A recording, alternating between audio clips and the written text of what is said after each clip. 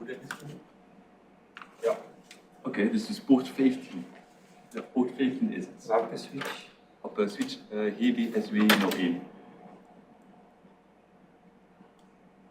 Ik denk dat het niet goed in zit. Ja. Oké. Als dat een soort stond. En die internetkabel hier. Wat heb je daar mee gedaan? Die ligt erachter. Ah ja, dan kun ik gaan dat je nu vast internet had. Ja, maar we gaan direct beginnen. Ah, oké. We gaan Niks meer doen, ja. niks moeten doen. Oké.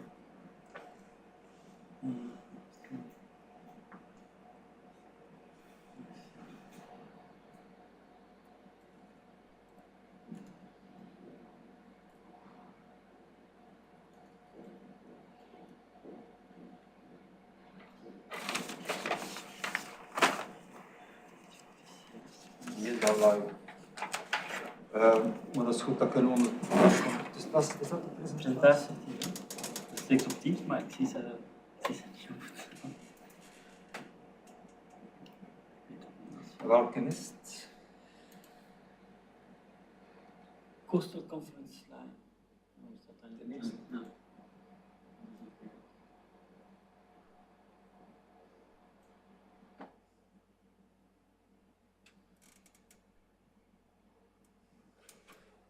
Dan hebben we, maar het is inderdaad misschien niet slecht. Maar dan moet ik wel ook door de presentatie mee. Ja. Of jij kunt Kan alle al- dingen eruit halen, als je wilt. Of al laat ik hem, weet nooit, dan hebben we ook nog een backup. En ik kan vooruit oefenen.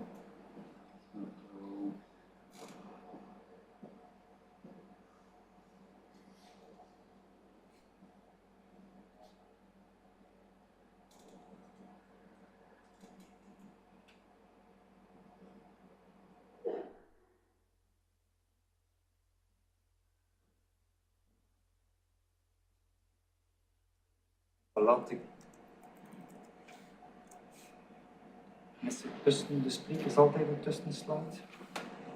Er is een linkje, dus afhankelijk van het timeslot is er een introductie. Is er een, Dus alle slides staan eigenlijk. Hè. En ik ga nog altijd terug naar koffie.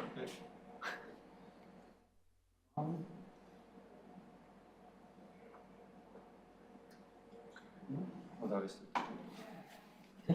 Heb je zijn er nog andere slides? Maar daar is het ook maar dat daar staat. Nee. Staat dat er allemaal achter nog? Een keer. Hebben we niet nog? Ah nee, hier is die weg. Ja? Ga eens kijken, misschien had ik die nog niet geopend. Ik ga checken.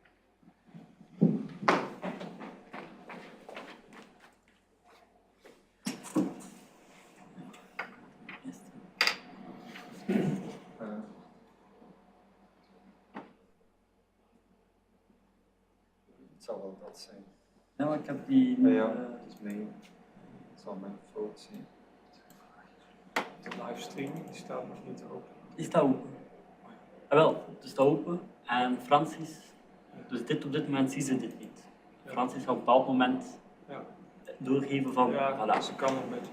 En de lopende microfoon, dat hadden we niet nodig. Gewoon lopende microfoon. Ja, alleen als het nodig is. Verder is er nog deze ochtend. Net vanmiddag. Micro 3, dat is maar gewoon. Ja, maar ik dacht voor Rachel en Bastiaan dat zij ook misschien microfoon. Ik zal anders nog iets gaan halen. Welke moeten nou aan liggen? Ik denk 2 microfoons. Het is Rachel en Bastiaan die zich af en toe intelligent, zoals het Ja, zei. Joris ook. 3 dan. Het is een kwestie van dat we die maar aanleggen. Ja. Op het moment dat het echt nodig is. Ja, oké. Dat is 1.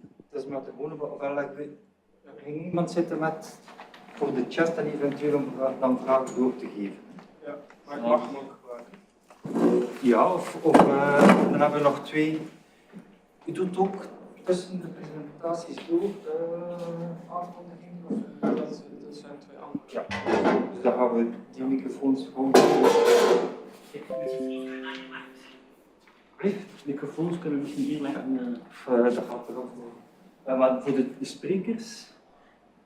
Sorry, de Moderator. moderators, ja. Ja. Zou ik leggen? Testing. En mogen die aanleggen? Wel, ik ga zeggen aan de moderator, zodat ze aan en uit moeten. Ja. Maar misschien Kan ze wel aanleggen. ik zal ze anders gaan roepen, hè. Rachel, En Louis. die hebben een mute-knopje. Ja.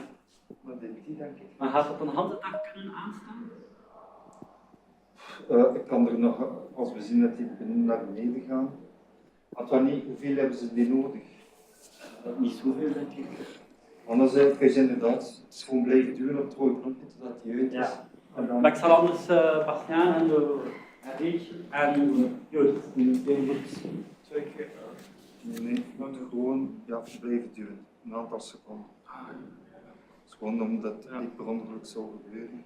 Ja. Maar aansteken is maar 1 keer duwen. Ja, prima. En als je komt vragen, RF of zo, gewoon nog eens het rode knopje duwen en dan gaat het weg. Oké.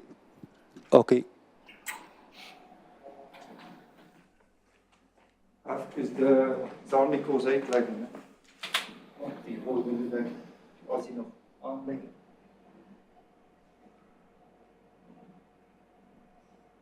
Ja, ze staan nog. Dus een beetje, zijn allemaal natuurlijk de tweede bus gepakt.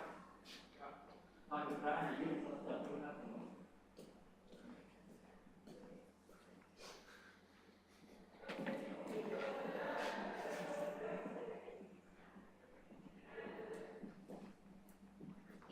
So Juan, does he use his full name? Do I say Juan or say Ronco Zapatero? Let's talk about that. Yeah. Did you call him Juan yesterday? Yes, I call him Juan. Okay, Yeah. I'll ask you. When you see him, which one? Have you tried it? Does it work? Yes. First time to switch.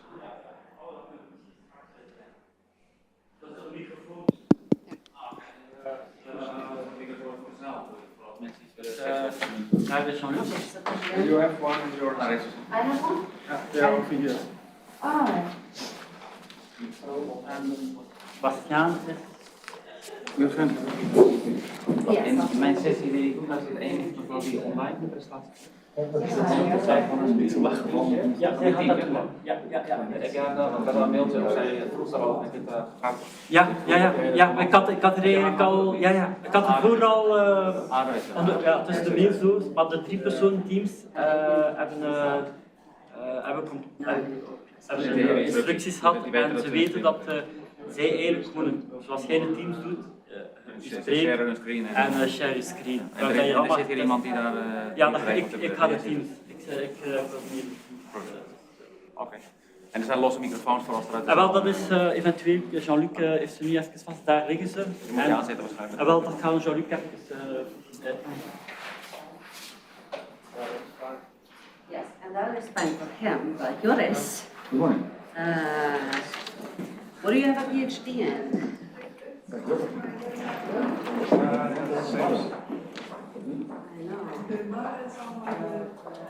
Good guys. Hello, good morning. Senior scientist at Spanish Research Council. Senior scientist.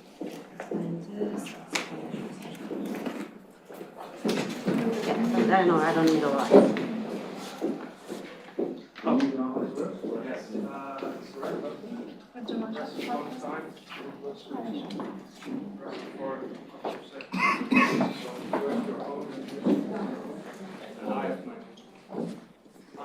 Each has its own personal mind.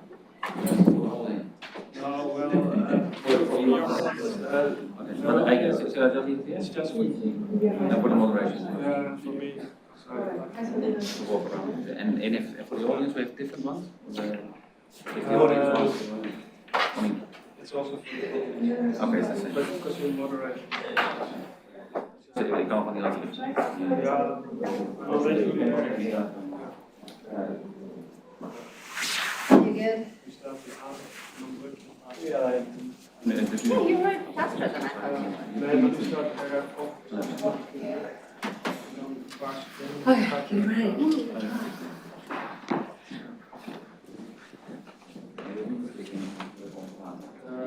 Nee, dat heb ik hier dus. Ja, Morning, time.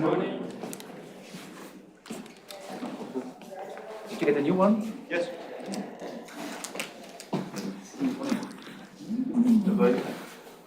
You already come along with your plate for your breakfast? You already coming to the plate with breakfast? Is it gonna be so? ik denk dat het registreren I was like, how do you 9 uur gaan die lukken. Want, Nee, dat heb ik gevoel, maar ik denk dat ze online is. ja, ja, de bus, omdat ik dacht dat de meeste mensen de eerste bus gingen. Ja, ik zat er met 3 mensen. Ja. Had ik al verwacht. De Dus, meeste is te laat. Wacht, ik weet het. Ja, maar ja. What's your book? Oh, that's so funny. You know this? It's really nice. The bar. The bar is Yes. So yes, we are supposed to be here. Yeah. Normally somebody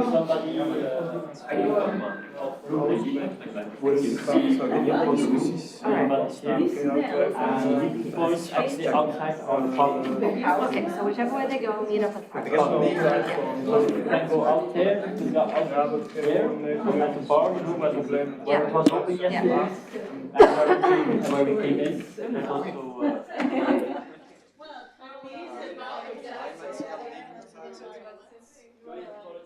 there, you have toilets in the, when you ride, to the right. All right, okay. Or it's there, or after. Yeah, I just want to know the basics, so I don't. Ja. Iemand moet de kamer zetten. Yeah, exactly. Also. Nee, ons ja, voor de microfoon, ja, dan kun je direct aan u. I don't remember exactly, but I remember maybe it's not like that. Whenever one came to us, Op het moment dat je niet spreekt en uitzet, de batterij. En ook voor geen extra. Je kunt ook op mute. Maar ja, Ik ga hem gewoon laten aanstaan. Toch met 10 minuten spreken. ja, en we zetten dan op mute. I think everywhere you have to figure it out. Ja, bedoel, dat is hij die zenuwen Hallo. Ja, niet dat je... Dus Hier moet je niet dichtbij staan of wel. Ja, redelijk dicht. Zo. Werkt dat nu? Hoor je? ja,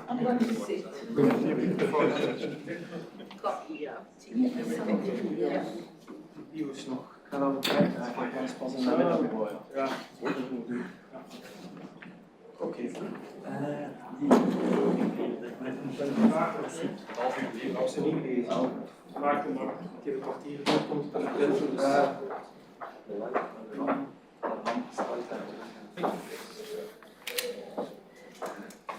Dit is een kwartiertje.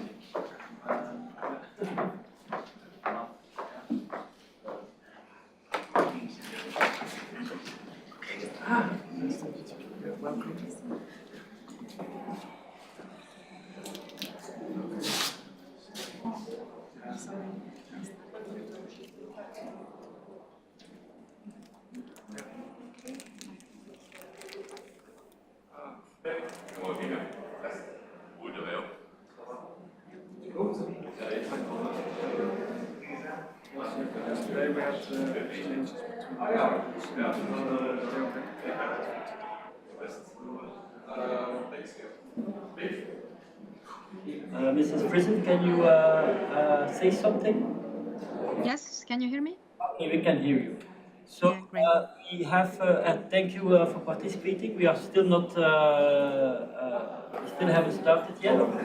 And we will probably have a small delay because the buses had a bit of delay, so we are still registering the people. So normally the idea is I will mute our conversation now, yes, and I will communicate with you through the chat. So at one moment I will say to you that you can start your presentation. So if you want, you can already share your screen with me. You can check this. Yeah. That's your presentation. In Constantia.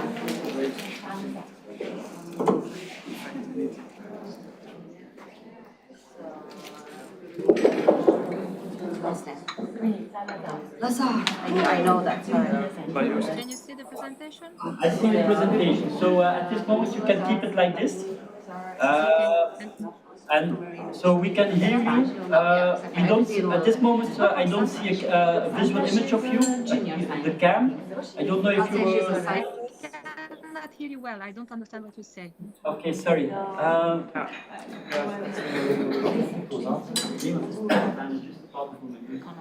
Can you hear me now better? Yes, it's better, yes. Okay, so I don't have a cam of you. I don't know if you will put it on. I can. That was also something that I wanted to ask. I can test whether it works. Yes, you can put the cam.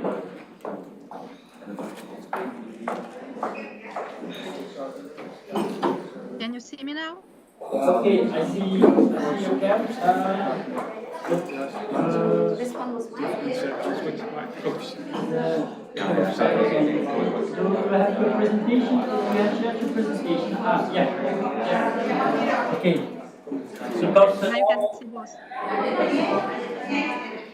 okay. So now I have your presentation. I see you, and we can hear you well. So at this moment, I will mute our session. So. Very important that I put off my if you are going to follow by live stream, when you will be talking on Teams, you have to mute your YouTube live stream. Yes, I read your message. Yes. Test. Perfect. Okay, so I will leave the Teams open, and then I will check back on you with the chat when it will be your turn to start. Normally somebody will introduce you, and then we will give you the floor, the virtual floor, and you can give your presentation. Yeah, I will follow in the YouTube and good conference. See you in some minutes. Okay, Bye bye. Thank you. Yes. Did you notice that I changed my presentation last night? When you download it, then That's with Francesca. Francesca will set registration now. okay, because I changed it last night, and I don't know if you download it when you I download don't it. think because we have the presentations here. We finished here yesterday at 8. I changed it. Yeah, I don't know if we Shall still I- have time to change it. So they cannot change the presentation. They put it for, I don't know. Because I put it in the SharePoint last evening. But they collect it earlier. Well, yeah, I think we cannot wait always till the last moment. Huh? Yeah, I know. I just did some minor Yeah, okay. changes. Not, If it's not that important. Is it possible to get those tubes from the fridge? Yes. Sorry. Yes. If I knew where it was. Yes. You can maybe ask Rick, who is in the front room, in the front desk. He has a ponytail black. Ponytail black. Rick, when you enter, he's there, Okay. all right. And he knows where it is. Okay,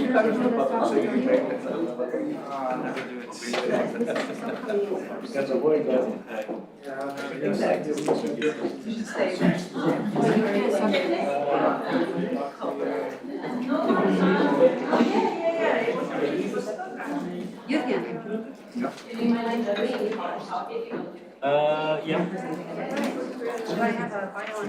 I think said something. Or you can just start. Yeah, it's probably one. I think Francesca yesterday put something there. You can introduce yourself. Yes, you can just say maybe first let word to the whole. I'm not really hosted to the group Yes, which I is will, hosting it. discuss those. And then So, but are you going to talk about the exits and all that stuff? I can, Yeah, can you do that? I can. Just, tell him about where this is. Yeah. This is what happens. Yeah. And then I'll come over and introduce you afterwards. Okay, tomorrow it's gonna be sexy. You're done, you have half an hour. You have until 9:30. But is the first one, is that the woman from, Are you presenting it? yeah, they. So is that one from Moji?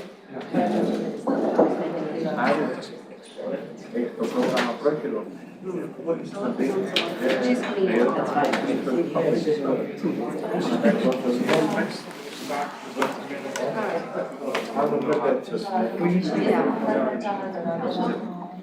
Is someone taking everyone Francesca, now? all have the presentation on the laptop there already.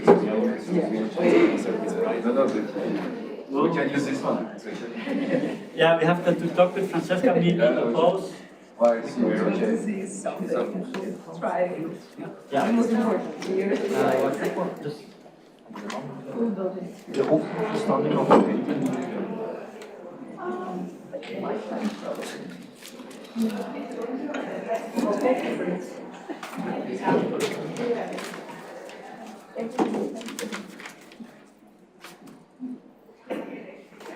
Nobody wants to get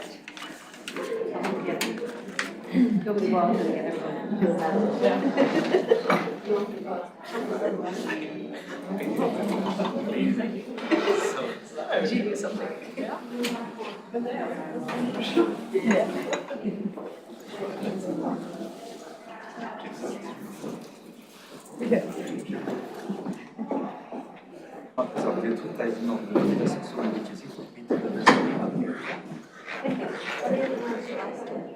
Adriaan. Okay.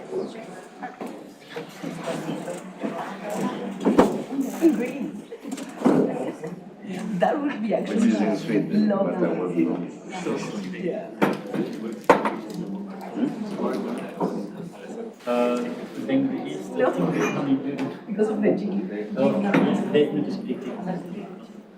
I wish. I really wish.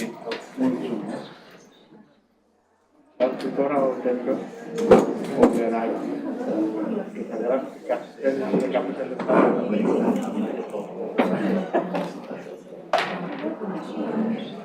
perché 20 minuti della manica, e gira la scheda.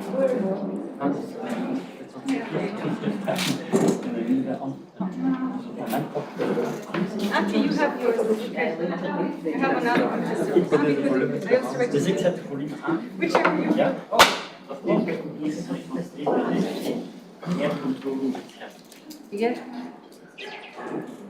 Je controleert mijn scherm. Ja, maar je moet de wacht explosief op dat moment. Ja? Ik denk dat dat is tot ja, maar ik zet het echt op You did not today about it. This is what you are now. How about you? What's your name?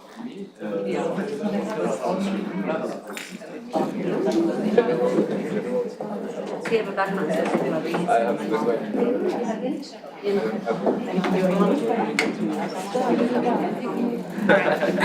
I'm a big disciplinary.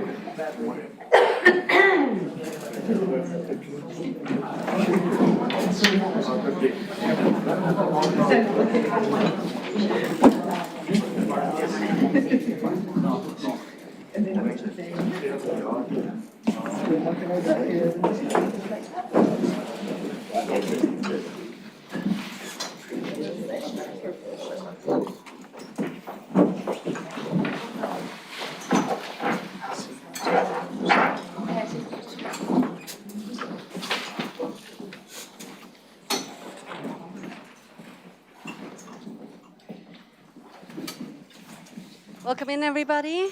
It is time for us to get started. I hope you had your coffee. For those of you who were not here yesterday, my name is Rachel Tiller. I'm from Sint Devotion in Norway, and I will be taking you through this morning session.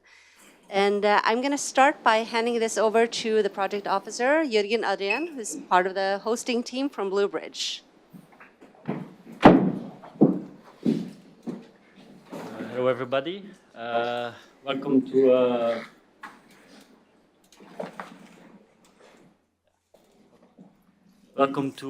Bluebridge and Ocean Transport. Some of them already were here. For those who come today, I hope you will enjoy the conference.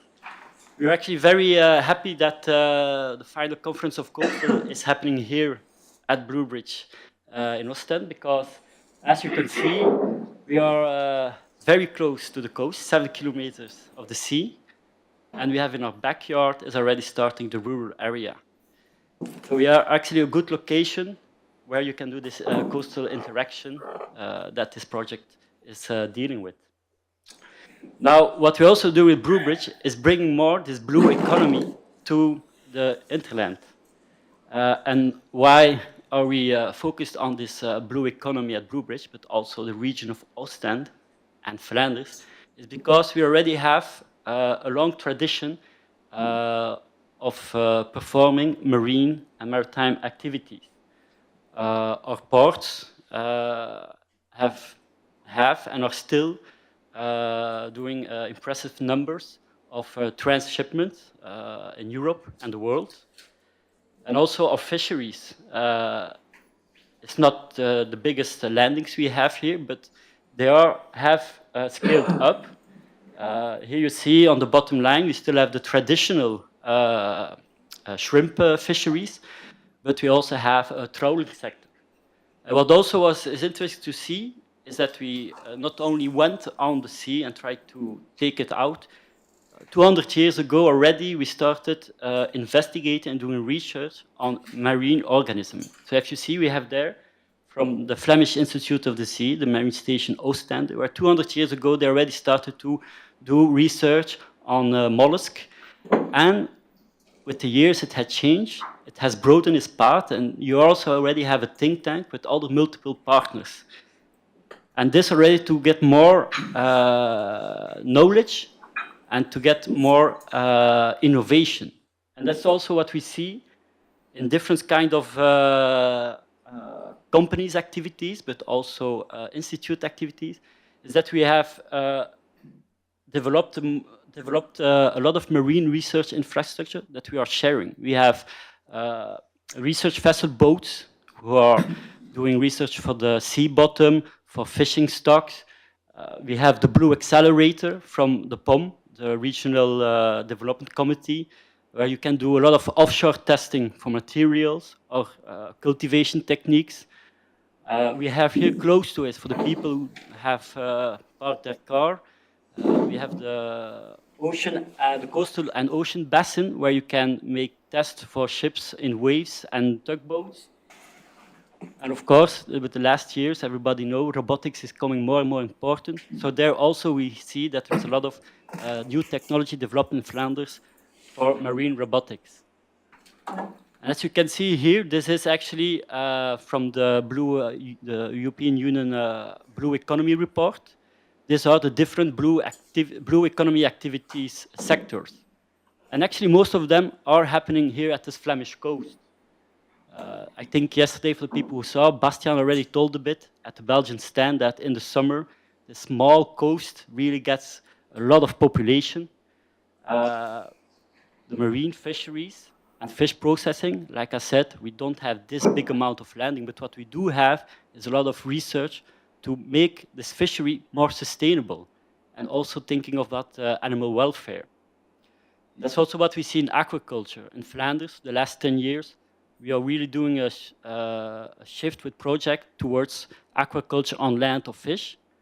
But offshore, we are looking, doing tests, and companies are looking to cultivate low-trophic aquaculture organism in the sea.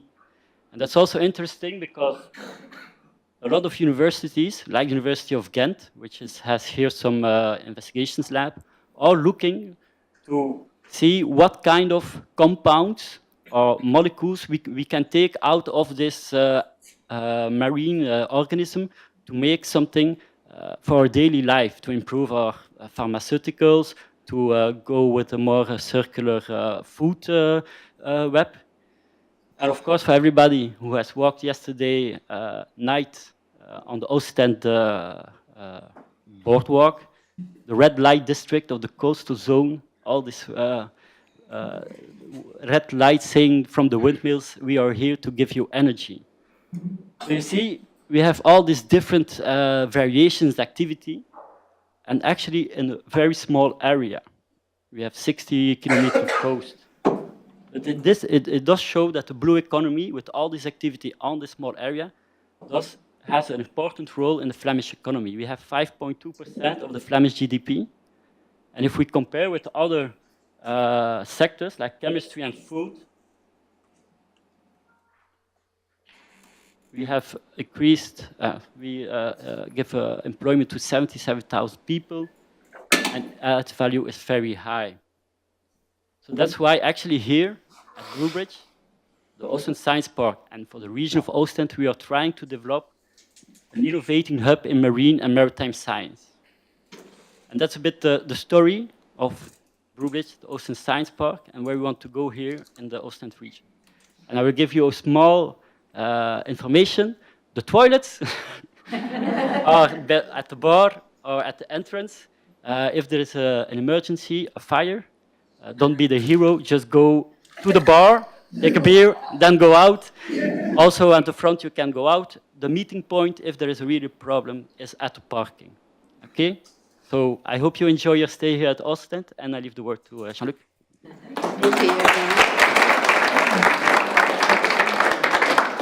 Well, we have a very long and dense day ahead of us with a lot of great presentations that are coming up. We have representatives from DG Mara and DG Agri that will be talking. And we also have all of the representatives of the multi-actor labs that will give us an introduction to the results from their different areas. And that said, I do want to introduce you to the project coordinator of Coastal. This is Jean-Luc de Kock. He has a PhD in physics. He's been at Vito now for many years, since 2008, 14 years. And he's been working on systems dynamics modeling, working very interdisciplinary, and has led many EU projects. And that said, go ahead. Yeah, thank you, Rachel. Welcome, everyone. I'm really pleased to see so many faces. When I'm seeing you, I'm recalling a quick telephone call I had with Vangelis Karagergus. He was the acting director of the Hellenic Center of Marine Research, and we were discussing the possibility of combining stakeholder engagement with systems thinking.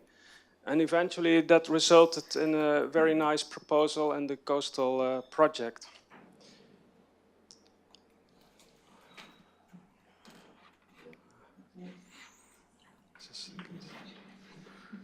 Yeah. You went back? No. Okay. I'm sorry. Just a second.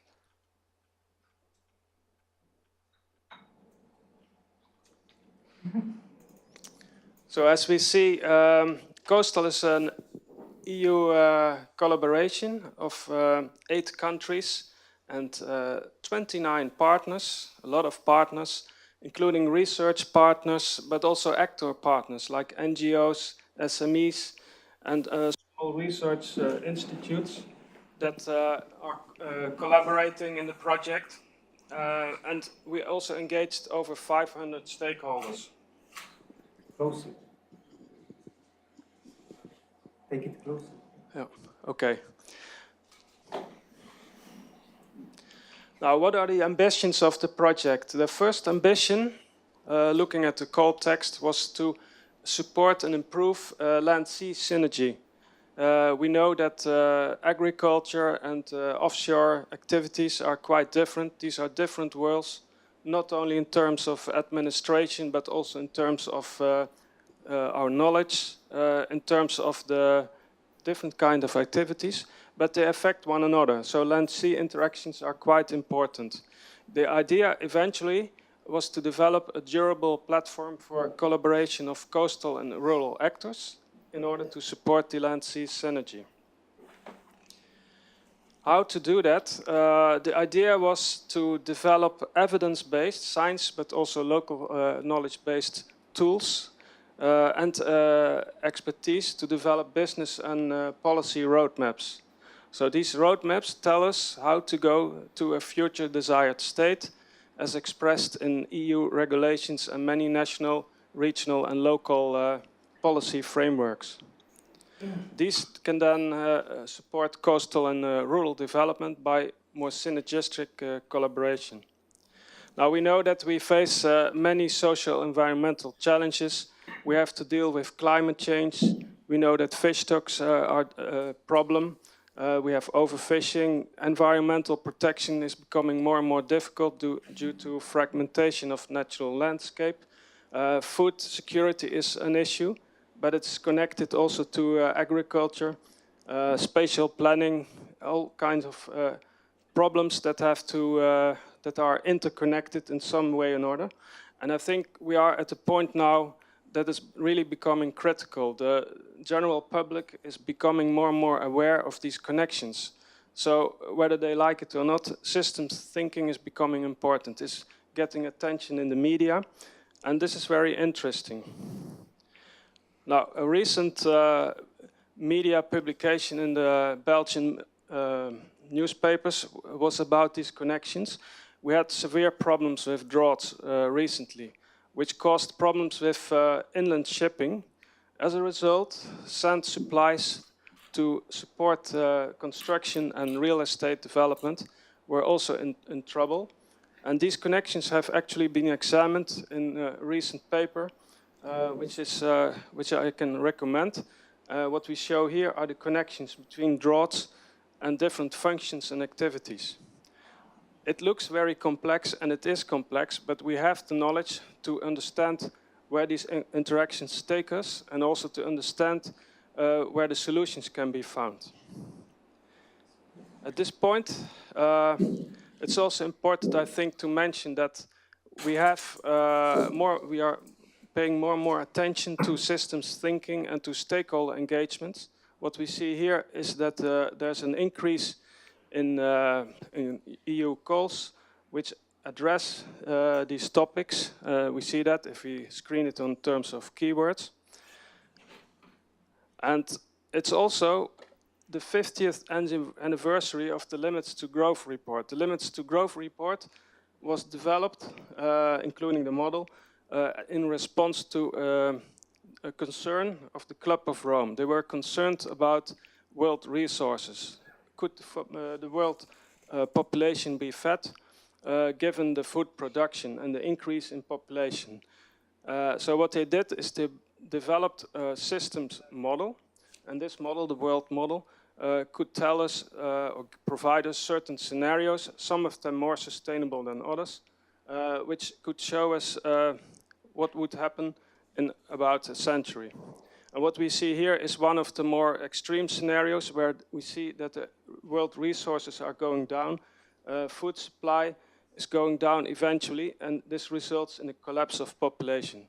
Now, we all know that this didn't happen. One of the reasons is that food productivity increased drastically due to fertilizer use, and we also know that this caused new problems. But what's more important than the model itself is the way of thinking behind it, which can be applied to many different contexts and situations.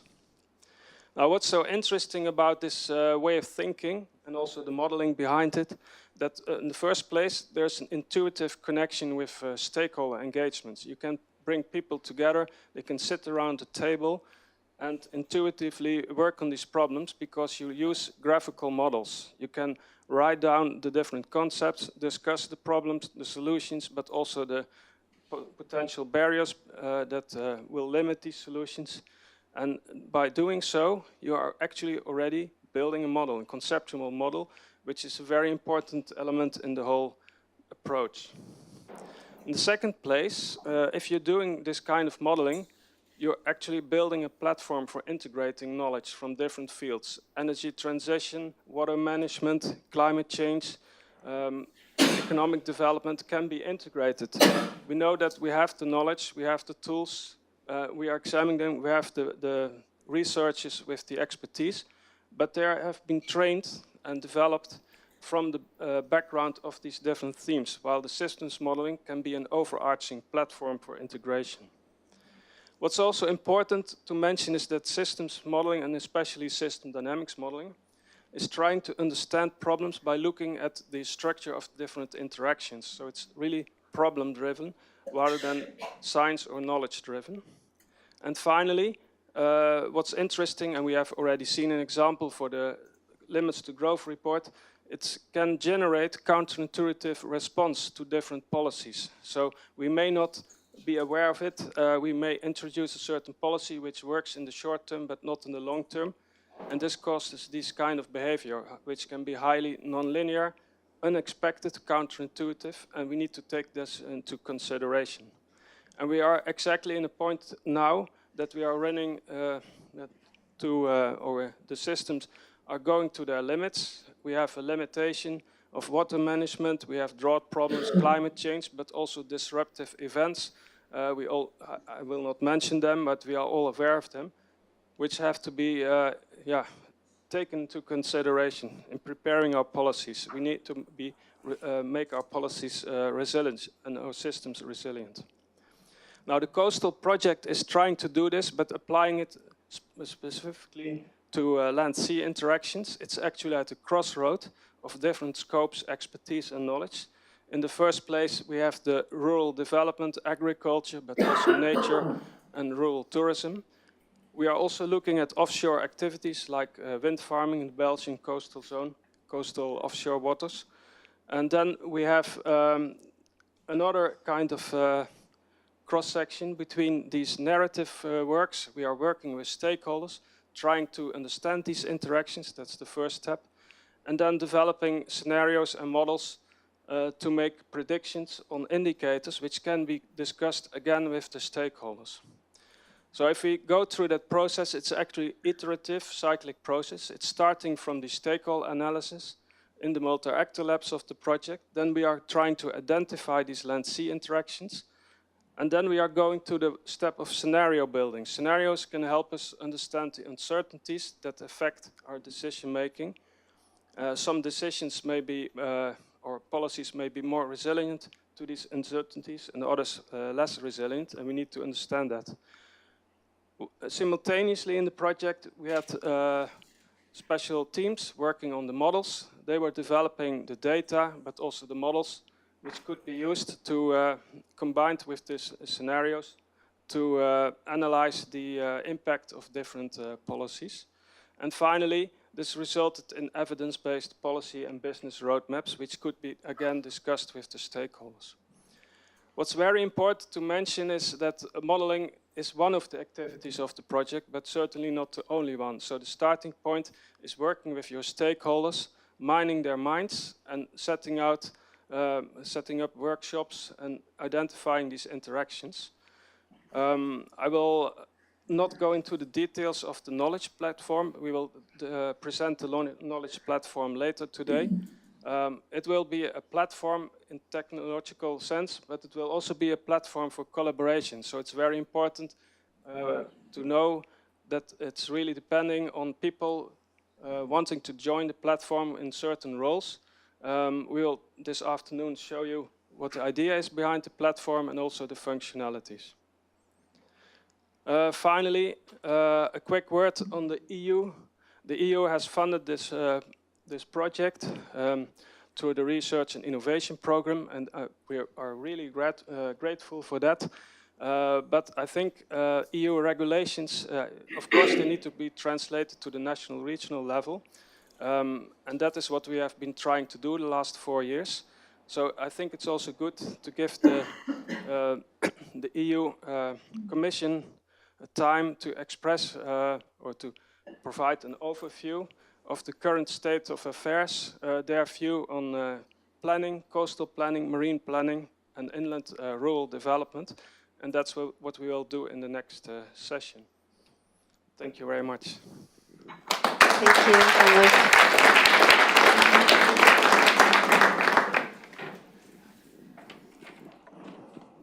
I I would now like to introduce you to our policy officer from DG Agri.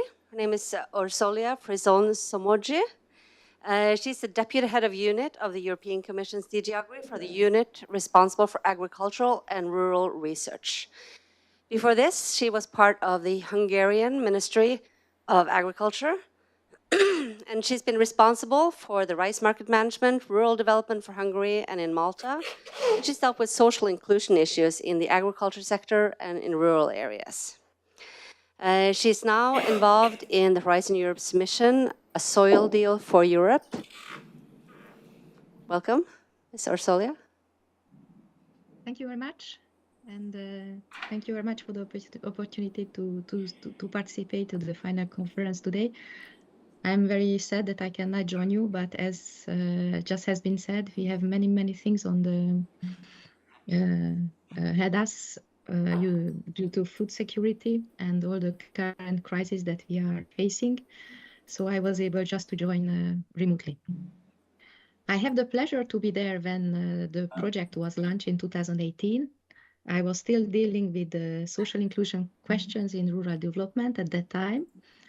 And since I have joined the F2 unit in DG Agri, where I am dealing now with research and innovation, and that is why I am here today in the final conference. I will share my screen and make a short presentation and try to link, as it has been requested, to the policy sides, and in our case, to the rural vision that we are managing, and to the CAP, of course.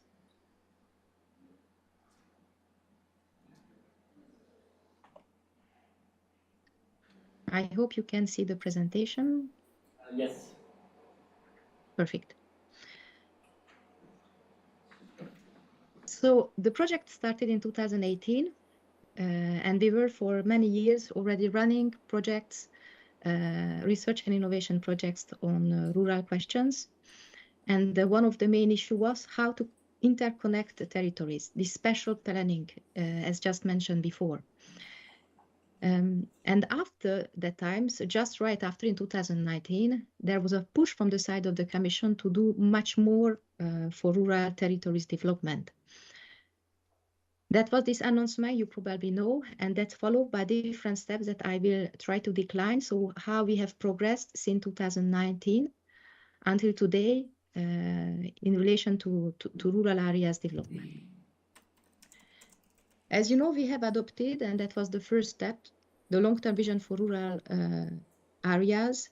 That was in 2021, June.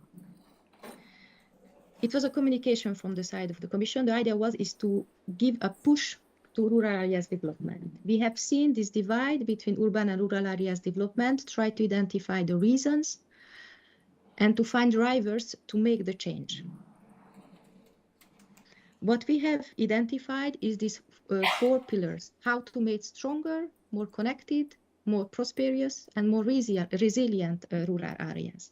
And the Coastal project, with this idea of territorial development, connecting territories, the question of sustainable development, is very much in line of this idea, and I will come back to that later, of these 4 pillars that we are now trying to implement.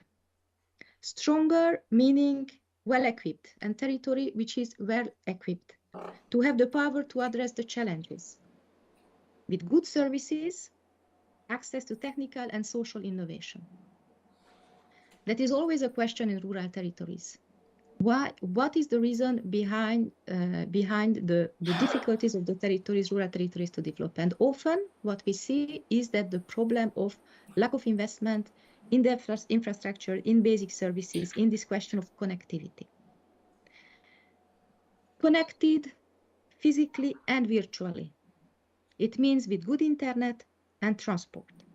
Resilient, we already said it, sustainability question, resilient to environment and climate shocks. And just mentioned before, this summer the drought show us how important it was to be prepared to these climate shocks. And prosperous, with a diversified economy.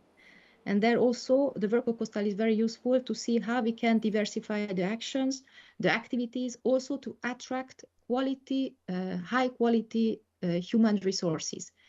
whether the rural territory is able to provide high quality jobs and therefore attract newcomers, and also to let people stay in rural territories because we are able to propose them high quality jobs. And for that, the communication identified two different ways of progressing. One is the Rural Action Plan. The Rural Action Plan is what the EU can do as from 2020. So what we can already do now, because as you know, we have many funds in our disposal and many instruments in our disposal, including the CAP. And the other part, which is equivalently important, is the Rural Pact, is how to involve other sources, national, regional, local government stakeholders in this perspective of rural areas development.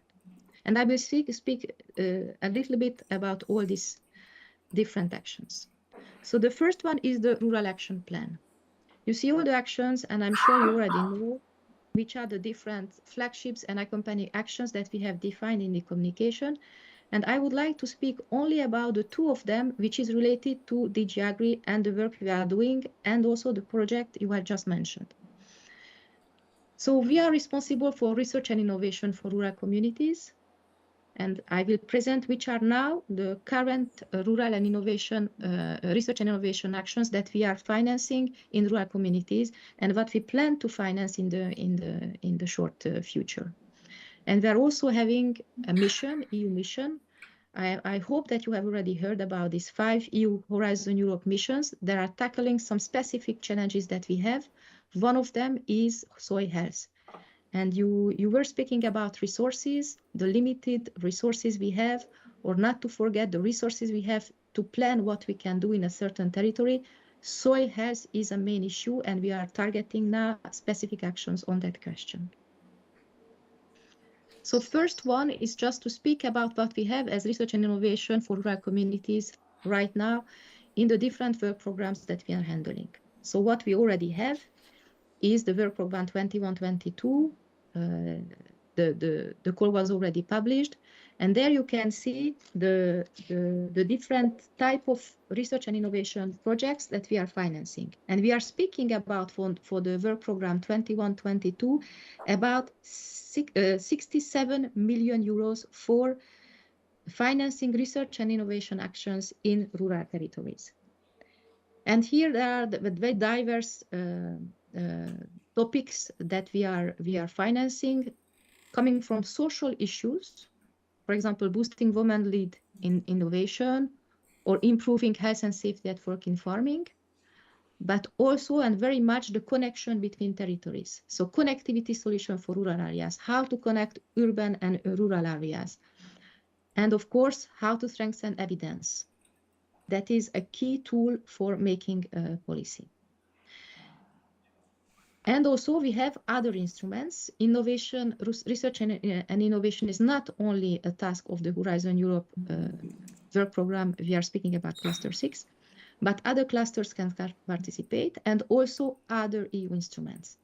For example, in the CAP networks, I'm sure you know the EIP Agri network, which is a European Innovation Partnership Network, whereby the CAP, we are supporting innovative actions, experimentation by farmers and researchers of concrete solutions in the field of the CAP. And in the future, and we are currently adopting the CAP strategic plans for the next 5 years. EIP has been broadened, and now it covers all objectives of the CAP, also rural territorial part. So now the EIP, so this innovation operational groups, will also work on rural issues, and with the objective to experiment solutions. And always, as it has been said also before, the idea is how to share this information. So all these outcomes will be shared on a platform, on the EIP platform, and the CAP, it will be now under the umbrella of a CAP network. So under the CAP network, we will share all the information gathered across Europe, and where innovative solutions has been developed with the support of the CAP. We have also the smart specialization platforms, and we have Forum of Startup Villages. We had a first session in 2021, And that is also how to help innovation ecosystem work and how to boost the creation of startups in rural villages. The other flagship initiative I already mentioned is the EU mission SOIDI for Europe. And for us, that is a key element today. Very much connected also to the coastal project, the question of resources and how to better use resources, how to improve the resources, to improve the sustainability of the sector and the same way the territory. So the SOIDI for Europe is to improve soil health. And it is in parallel, we are having a policy work also dedicated to improving soil health. This one is under the responsibility of DGM. So if we are progressing at the same time with the research and innovation part, which is done in the SOIDI for Europe, the EU mission, and at the same moment, we are also progressing from policy sides with under the lead of DGM to develop the related policy, both with the objective to improve soil health in Europe, but not only across the world. And just to mention some of the challenges, we have 60–70% of soils in Europe are considered to be unhealthy. That impacts production, but not only. That impacts territorial developments, and you have seen lately all the catastrophes that we have faced this summer, drought, forest fires, all these are related to the soil health, the capacity, for example, of the soil to absorb excessive water. And the aim, and that is also very much related, and I will come back to that, to what Coastal used as a tool for the project, is our main tool for the mission is to develop, is to create 100 of living labs and lighthouses. Before coming back to what are living labs and lighthouses, here you can see the specific objectives of the soil mission, and you see all the main challenges that we face for soil health we try to cover with the mission. And for doing the work, we are identified 4 building blocks, so 4 main instruments that will be used to improve soil health with these Horizon Europe instruments. The first one is research and innovation, so we have a very high support for research and innovation actions, and they are dedicated to improving soil health. So we have a work program which is declining different topics. The second one is the living labs and lighthouses concept, and I will speak a little bit more about that. We have the monitoring size. As it has been said before, monitoring, having good indicators is a must also for making policing, being able to assess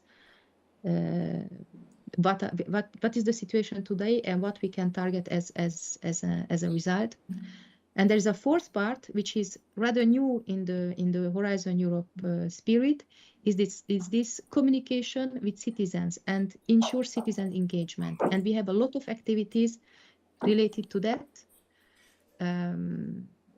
More than 250 different actions we have made only to communicate about the soil health issues and trying to engage with citizens, but not only, also with schools, with regional and local authorities. And before coming to the synergy with other missions, maybe some words about the living labs concept and with the lighthouses. It is the idea to test solution on the field. Those are the living labs. And that is a multi-actor approach, as it was in the case of the Coastal project. And that is something that we are increasing in the current Horizon Europe work programs. The use of multi-actor approach, how to connect different actors from the creation of the project until the implementation. And in the case of the living labs, that will be regional authorities working with researchers, with farmers and other landowners, because it is important to underline that soil mission is not only about agriculture and soil issues. It is much broader, covering decontamination of industrial sites, cities, urban soils, so forest soils. So it is all kind of soils, and soil has issues that we are covering with the exercise. So the question is, and the aim of these living labs is connecting the different actors, as it was the case in the Coastal project of the multi-actor labs. In the case of our living labs, in the case of the mission, we will also ask them to test solutions on specific issues in different sites, also across borders, so in other member states when they have similar issues. And once they have tested those solutions, sharing it, and with the objective, of course, to deploy those solutions across Europe. And when it comes to deployment, other funds can help, whether it is the CAP or the regional funds, cohesion funds, depending on the different issues, or LIFE program. We can have different deployment instruments that can come when we have developed these solutions in the living labs. And the other part is the lighthouses, which is the demonstration part. So once we have these projects with solutions developed in the living labs, we'll also find lighthouses that will be a site that is demonstrating the solution. As we know, it's better to learn from another in a similar situation, this peer-to-peer learning exercise that we would like to support. And so, as I said, we have 5 missions, and one of them, and it's probably the one that is most of your interest, is rest of our oceans and waters. And what we also do, that with our soil mission, we are working with the other missions when there are connection points and having common topics. And that is also the case for the mission Oceans and Waters. We are planning to have common topics so we can work together on finding solutions. And just very shortly, how we intend to roll out the mission. The implementation plan of the Horizon Europe mission was published in 2021. And since we are preparing the ground to be able to support the living labs. And it needs a lot of additional work because contrary to the other topics of the missions, for example, climate change, cancer, the soil health is still not so well known in the society. So we made a lot of effort to make this step to ensure that the grant is well prepared for the actions. We have opened first the research and innovation actions because the research and innovation community already very much in the topic of soil health. And at the same time, we are preparing the grant at the level of the regional authorities with citizens. And now what we will launch in 2023 is the first call for proposal for living labs. What we have done, as I said already, we have organized more than 250 events since 2019 to alert the society about the soil health issues and to ensure that we will be able to provide an impact for improving soil health by 2030. And some words about the Rural Pact. So I said the other part of the communication of the rural vision was the Rural Pact. So until now, I spoke about what the EU can do, what with the support of the EU funds, the different actors can do. Now I will speak about the Rural Pact, which is what national authorities, regional authorities, researchers can do at their own. We had the first Rural Pact conference June this year, and it was a great success. We invited member states, regions, stakeholders, the EU participated to that, to discuss together about concrete solutions where we can improve rural areas development, rural life. The objective was amplifying rural voices, networking. That's why it was so important to have all these actors around the table, encouraging monitoring actions. And the specificity of this Rural Pact conference was that we have a dedicated session on rural innovation. And the question was how to create an innovation ecosystem that will help that solutions are developed in rural territories. And it was a great success. You can see that we have more than around 500 participants on site and much more online. And a very large part of them were from rural areas.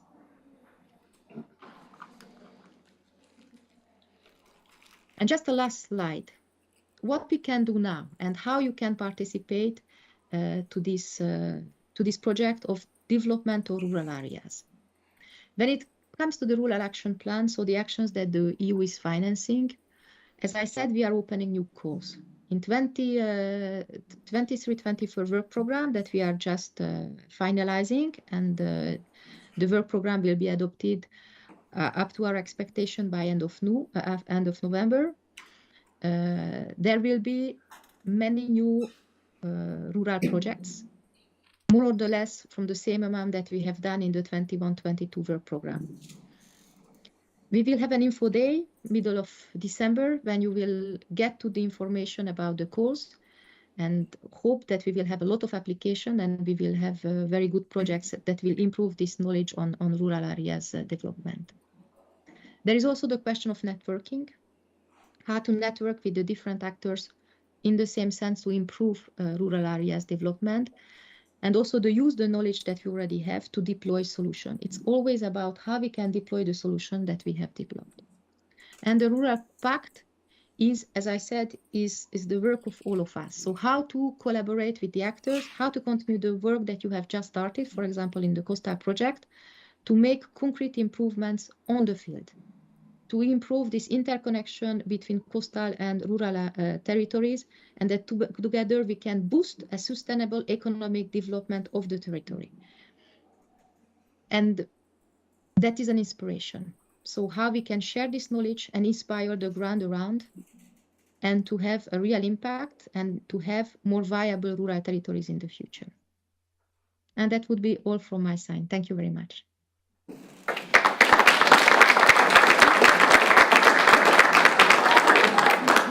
Thank you so much, Ursulia. We have time for a few questions if somebody has something they want to ask.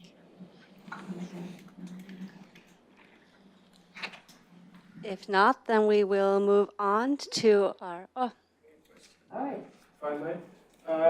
Thank you very much. So also Mia for the presentation. I have one question. If we look at the Rural Pact, it's very important to have this overarching program to support rural development and improve soil management. But we also know that local conditions can be quite different. So if we work together with our farmers, with our local residents and stakeholders, they may have a different view. How are these differences integrated in the Rural Pact, and how are they handled? So how can different regions learn from one another?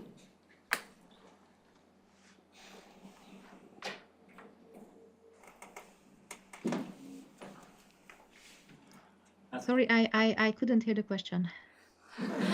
Well, the main question was around whether and how different rural regions could work together and learn from one another. Mm-hmm. Thank you very much for the question. But there are different ways for rural regions to work together. I'm sure that you heard about the European Network for Rural Development. That is a network that is supported by the Common Agricultural Policy now for years, and that is about networking. So that is one of the instruments that we use to connect different regions and to find a way to work together. We have recently created the CAP strategy, CAP network. So under this umbrella of the CAP network, the ENRD, so European Network for Rural Development, will also work.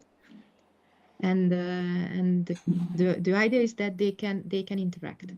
And after we have specific instruments, so for example, when it's come to the mission, in the European mission for the soil health, I just presented before, there also we require from the applicants to work with other regions across Europe in the development of these soil health solutions. And there, that will be the job of the coordinator of the Living Labs project to make these interconnections between the different regions, and that is a lot of preparatory work to do. So that's why also in the soil mission first and second work programs, we are supporting these accompanying measures to reach out to regions and to interconnect regions. So we have different instruments depending on the EU financing which is behind. So when it comes to Horizon Europe and, for example, the soil missions, there are preparatory actions that we finance under Horizon Europe. When it comes to the CAP, we are For example, having these ENRD instruments now under the CAP network that also supports this interconnection between regions. Thank you so much. Anyone else have a question? That said, thank you so much for coming and having this talk, Ursula. And, Thank you very much. And I look forward to seeing you live at the next opportunity. And I would like to invite our representative, a policy officer from DG MARA. This is Mr. Juan Jose Ronco Zapatero. He is coming in here and he's going to be talking to us about a lot of EU policies around the ocean. He has a responsibility for maritime spatial planning, and he has a background in information technology industry and a degree in international and monetary economics. So welcome here. Thank you. And can I upload my... It's there, but it's the PDF version. I would like to upload the PPT version. Because we changed it in a PPT. You changed in a PPT? Oh, okay. But this one has animations. So if you don't mind.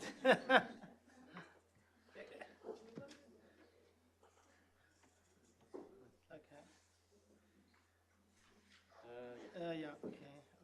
Let's see. It's this one.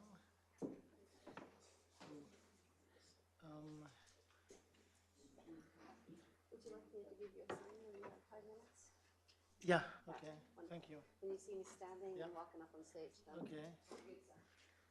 So it's this one, yeah. How do I Normally it should switch from one? okay. This and the red one is to laser. Okay. Okay, thank you very much. The micro. So can I have the... Yeah? there you go. Hello? It's on. Okay, okay. Okay, so good morning, and yeah, thank you for the introduction. I have to add perhaps 2 more things. So I will talk about the sustainable blue economy, about maritime spatial planning, and about some provoking thoughts on the integration of maritime spatial planning and in integrated coastal zone management. So these will be the 3 parts of my presentation. It will be a long presentation, so be prepared. So these are 48 slides. I will try to go fast through it. And I am close to my retirement, so it will be next year. So I think I can be more provocative and even freer in my speech as an EU official, as an EU bureaucrat. Okay, so let's start quickly with the presentation. So what's the blue economy? In the blue economy, we have a number of what we call sectors of activities, of areas. And then we have established sectors, which you see there in blue. And then we have what we call emerging sectors, which some of which are no longer so emerging. In the EU, we try to, at least in the Commission, we are trying to quantify the blue economy. This is a very difficult exercise because for some sectors, if you take tourism, what is coastal tourism and what is not coastal tourism? So it's a difficult exercise, but we try to quantify this. And we are publishing a report every year now on the blue economy. And now we have even what we call, I think it's an observatory of the blue economy. I even have a dedicated website with indicators on the blue economy. And this matches very well with the introduction. The very first speaker mentioned, sorry, I was a bit late, so I don't know his name. But he mentioned that around 5% of the Flemish economy is blue. So we are more or less the same figures in the EU. So it's but it's growing. So what do we need a new approach for the blue economy? I don't know whether you remember, but the EU was was talking or speaking or writing about blue growth before. So in 2012, we had a communication on blue growth. Now, the approach has changed. So we are no longer talking about growth, but we are talking about a sustainable blue economy.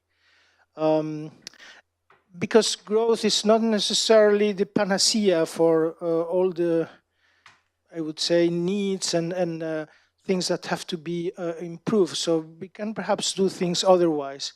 I put there a small picture of, this is in Rouen, in France, I think. La mer commence ici. So the sea starts here, and this is something where, how do you know, what is the name in English for this? So where water comes, goes, runs off in the streets, you know. So if you throw things there, the risk is that they end up at the sea. So that's something very important. So the blue economy is something also integrated into the land economy.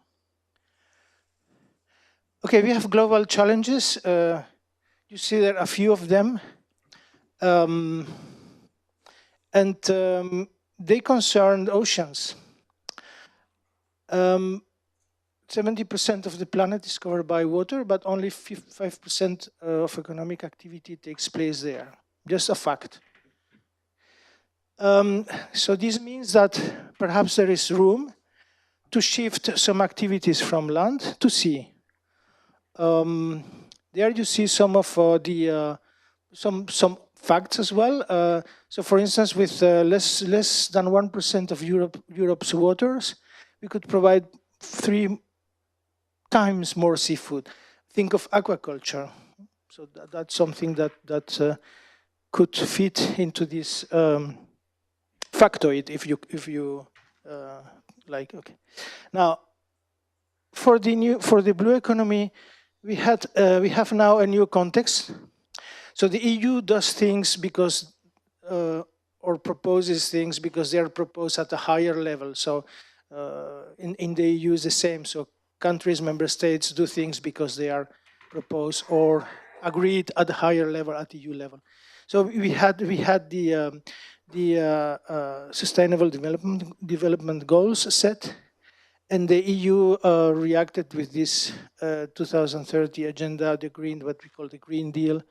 And in the Green Deal, there is no green without blue. That's something my commissioner, Mr. Sinkevicius, has been repeating.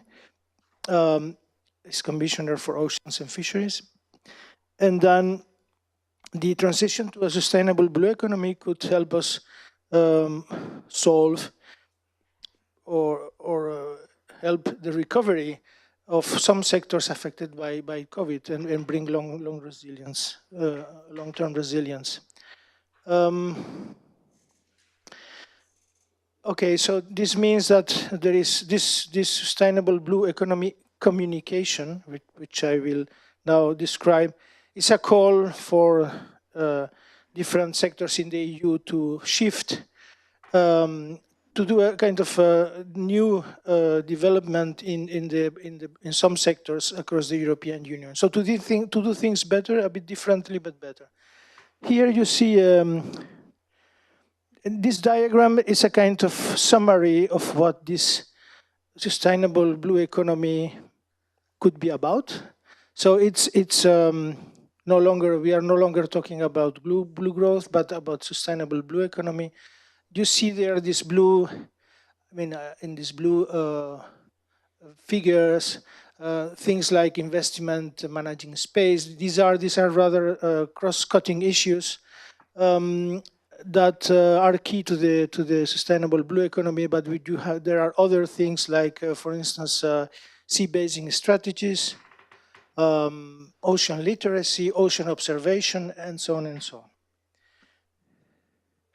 So, as I said, we shifted from blue growth to sustainable blue economy. And so in 2021, the Commission published a policy paper, a communication, as we call it in the jargon, to outline what could be this new approach to the sustainable blue economy. Okay, I think this is obvious. So sustainable means environmental, social, and economic sustainability. Okay, but then this is more specific about the communication. So you see there are 4 things. So these are the main items in the thrust of the, I mean, the main thrust of the communication, or the main, I would say, areas where the communication wants to emphasize the need for the sustainable blue economy. So decarbonization, biodiversity and coastal resilience, food systems, and then circularity, which, well, you see there. And under this, in these areas, the Commission is proposing, suggesting actions that can take place to achieve objectives in these 4 specific areas. So it's doing, I mean, it's doing things perhaps a bit differently, or not only a bit, but fundamentally differently than what we are doing things now. If you speak about decarbonization, so it's not only about vessels, but also ports, for instance. If you speak about circularity, well, we have the whole issue of plastics, but also for recycling stuff in the maritime sector, which is, I mean, the maritime shipping uses quite a lot of stuff, and then this could be made circular, including the boat itself. If you look at recreational boats, they could be also recycled. So the communication also sets the conditions for, or proposes a set of conditions to achieve this blue economy.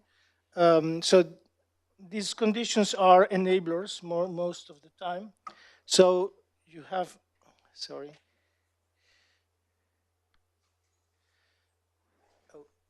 So these enablers are knowledge, skills, investment, maritime security, research, and innovation.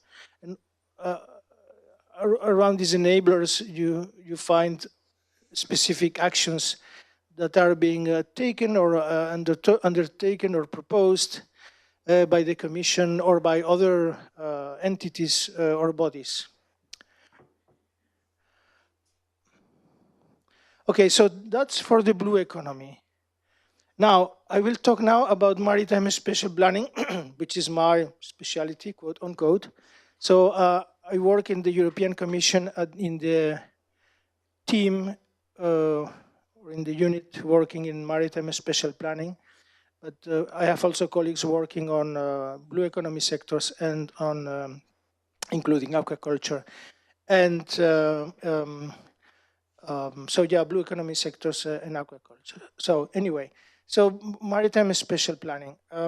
So why do we need maritime spatial planning? Well, there is competition for maritime space. That's one reason. But the other reason is, of course, we have to look at the marine environment and make sure that it's sustainable, that it's healthy. Here you have a number of reasons why we should be doing maritime spatial planning. Reducing conflicts, yes, that's obvious. As I mentioned, preserving the marine environment, reducing cumulative impacts. That's something very interesting for research. This is a field where quite a lot of research is being undertaken now. Reduce coordination costs for public authorities. Take, for instance, the whole issue of permitting, licensing. If you have a good maritime spatial plan, licensing or permitting for certain activities should be almost automatic. So you should not go through a whole procedure where you have to contact different ministries and bodies and ask for and present impact assessments and so on and so on and so on. So if your maritime spatial plan is good, then this should be much easier. Okay, the law.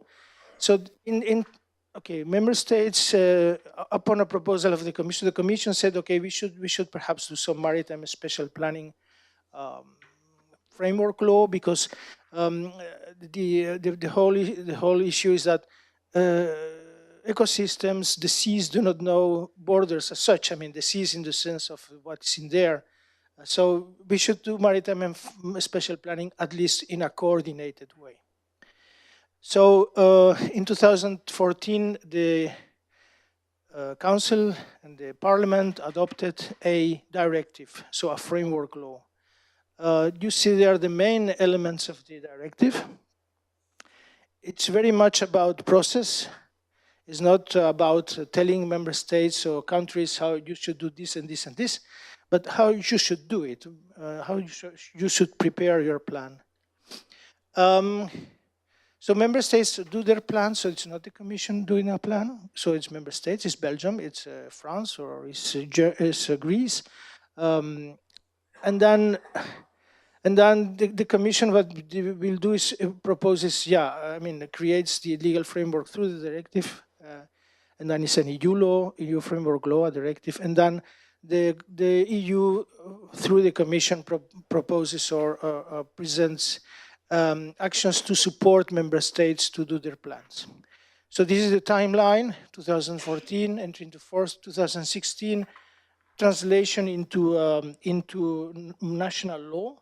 We call it transposition in the jargon. And then establishment 2021, last year, 31st of March, that was the deadline for member states to present their plans. So they had to do homework. And so we have, how many are? 23 or 24 member states, because there are landlocked member states, so that do not have to present maritime special plans. If you take Luxembourg, for instance, or Austria. But they had to submit their plans or establish their plans. And then, so not everyone did it. So there are member states still working on their plans. Okay. So here you see the plans cover the waters under jurisdiction of member states. So in particular, up until the exclusive economic zone limit, so the 200-mile limit. There are interesting issues. If someone of you is familiar with this sea limits or borders. The Portugal has the Azores, and the Azores they have Portugal has a claim on what they call the continental shelf, which is a huge area around the Azores. But there is unclear how maritime spatial planning works in this context. But anyway, so that was the limit. So 200 nautical miles. These are the key requirements for the maritime spatial plans. As I said, it's more about process. For instance, use best available data and share information, or consult the stakeholders. And here you got the scores, or the status of the maritime spatial plans. So we have a first group, the forerunners. And these are countries that had already a maritime spatial plan, most of them. Belgium, the Netherlands, Germany, and then Malta, Lithuania. Well, they had land plans, but they extended them to the marine or maritime domain. Then another group they presented their plan, but some of them missed the deadline. But anyway, or only by less than 1 year, so a few months. Okay, so this is the group with most member states. Then we have a group of member states that have not made sufficient progress, and then the Commission, as the guardian of the treaties, has to do something. So, in fact, we started what we call infringement proceedings. So, red flag.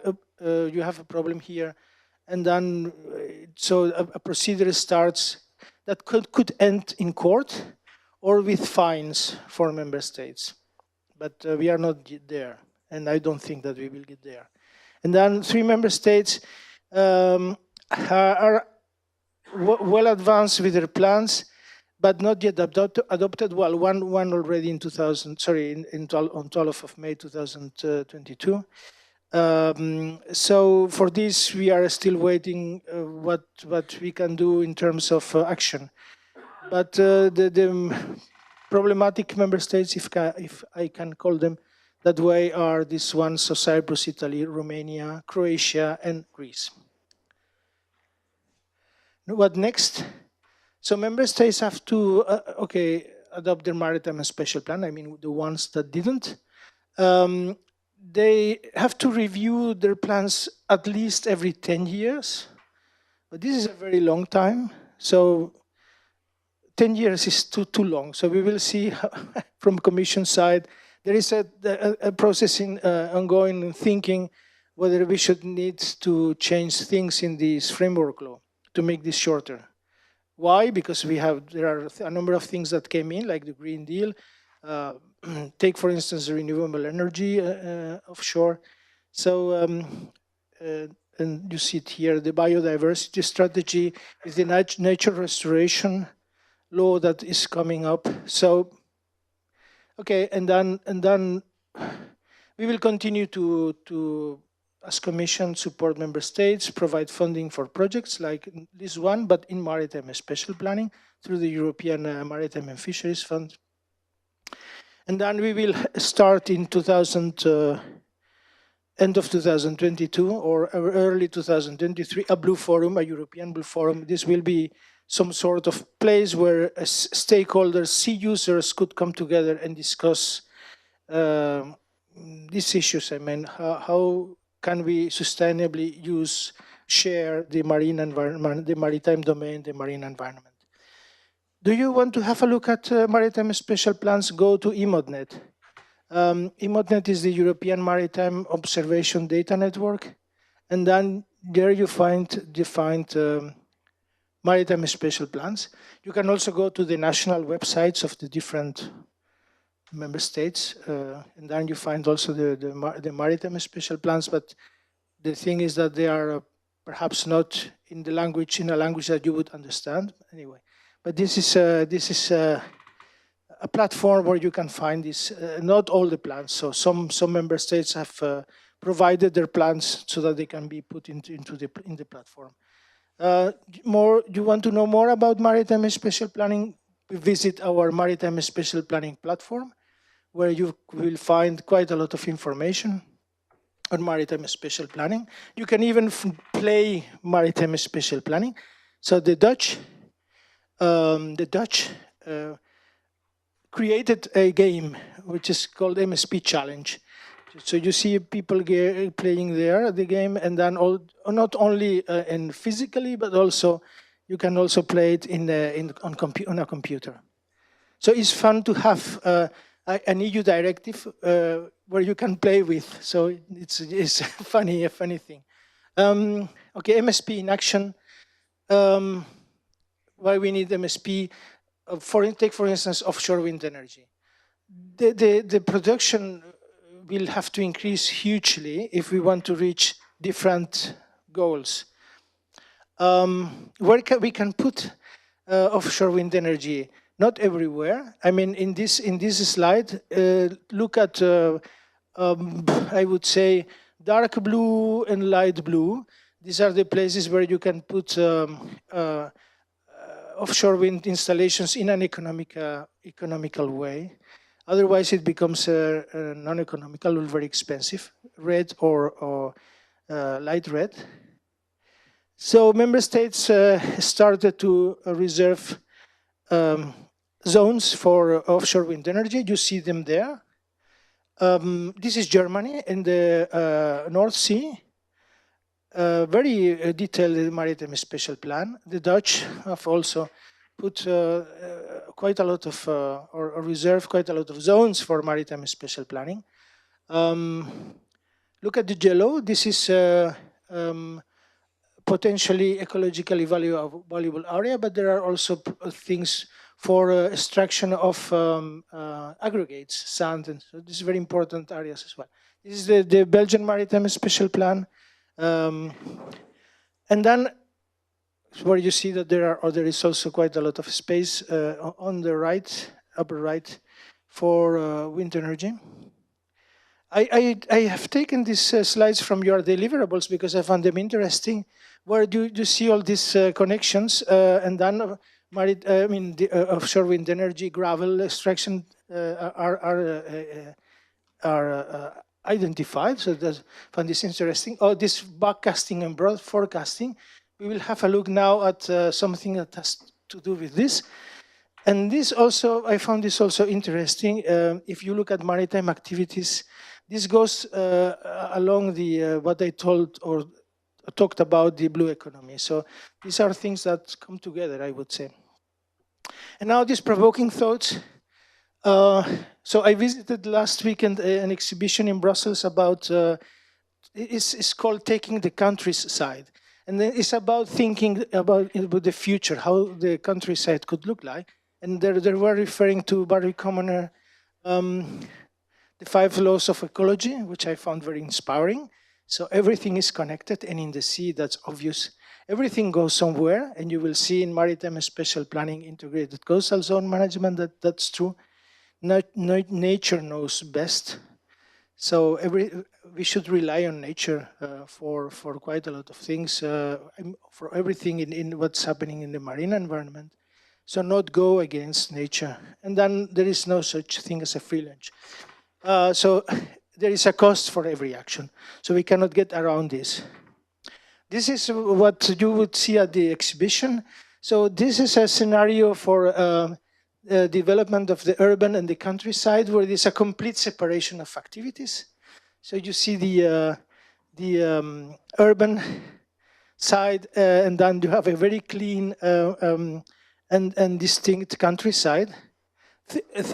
Change the green by blue, you will see. So we could have this as well. This is called negotiation, so where the urban integrates agriculture. So you would have a city with things in between, like fields or greenhouses. And this is infiltration. It's not the same as the one before, as negotiation. So the countryside would sneak into the urban side through big lanes, through big areas that would be green. And then this secession. So the urban side is completely. So you see there at the top a kind of village. But the thing is that you would have small villages of people living in the countryside. So translate this into the seaside. So this is the 2120 vision for the Netherlands by Wageningen Research. So I put it upside down a little bit, and you will see in this place on top things happening at sea. So quite a lot of things, artificial islands, installations. So a number of things happening at sea. And then if you look at the mainland, it's much greener than now. So things have been moved, things have been shifted. So maritime spatial planning could play a very big role there. This is also from your outputs, the flip book, What's Your Dream for the Outland Polder, sorry. And then, so on the left is this scenario, I would say green scenario, anti-urban sprawl. Yeah, but what do you do with activities taking place there, or that should take place, or could take place there, or could have taken place there? Well, look at this. This is these are 4 scenarios that were prepared in the context of a foresight exercise for the Belgian coast in 2100. And it was driven by the Vlaams Bouwmeester, so the Flemish institution here with someone who is looking at urban development, at cities, and you can see there 3-4 scenarios. I would say this scenario 2, archipelago, and scenario 3, bipole, are the most striking ones. So where archipelago is, you let the sea in, so you let the sea come into the land. But this will mean that population will have to be moved, that urban areas will disappear. But the fight against sea level rise will become much easier because, in fact, naturally you let the sea in. And then the other one, BIPOL, is you put a kind of bunker, you put a kind of wall east of Ostend, or sorry, west, and then you protect the coastal areas as much as you can. And then on the left, again, you leave the sea come in. And this would have consequences at sea. So what you do here to protect the mainland can have consequences at sea. So that's what someone else, Mrs. Geldof, she was working for the Flemish Ministry of Urban Planning. So this is a vision for 2070 of the North Sea. And again, you see quite a lot of things going on there. You see on the mainland, this black areas, this is water, so it's more or less something along the lines of this archipelago scenario. Here you got a detail of this map. So, and then there you see, this is explained in this chart, offshore installations, recreational installations, even aquaculture. So quite a lot of things going on maritime spatial planning, or for which maritime spatial planning would be needed. So, okay, that's my presentation. These were my provoking thoughts. And yeah, as a final point, I was mentioning this yesterday in the dinner we were having.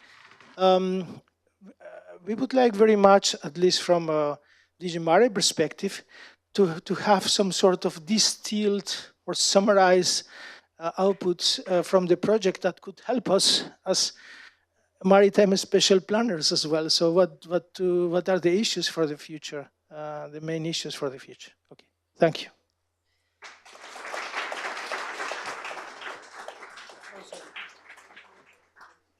Thank you so much. This was a really interesting presentation. I, of course, work in Sintef Oceans. I love everything there. But does anyone have any questions? Yeah, yes, hold on. Hello, you mentioned earlier that you would suggest the member states to review their marine spatial planning every 10 years, but that would be quite long. Is there a number that you have on top of your head? What would be more ideal instead of 10 years? Does this work? I think you can use the microphone in front of you also. Just go close to the microphone.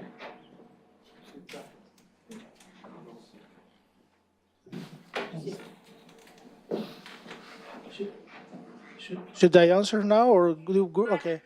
Okay, yeah. Thanks for the question.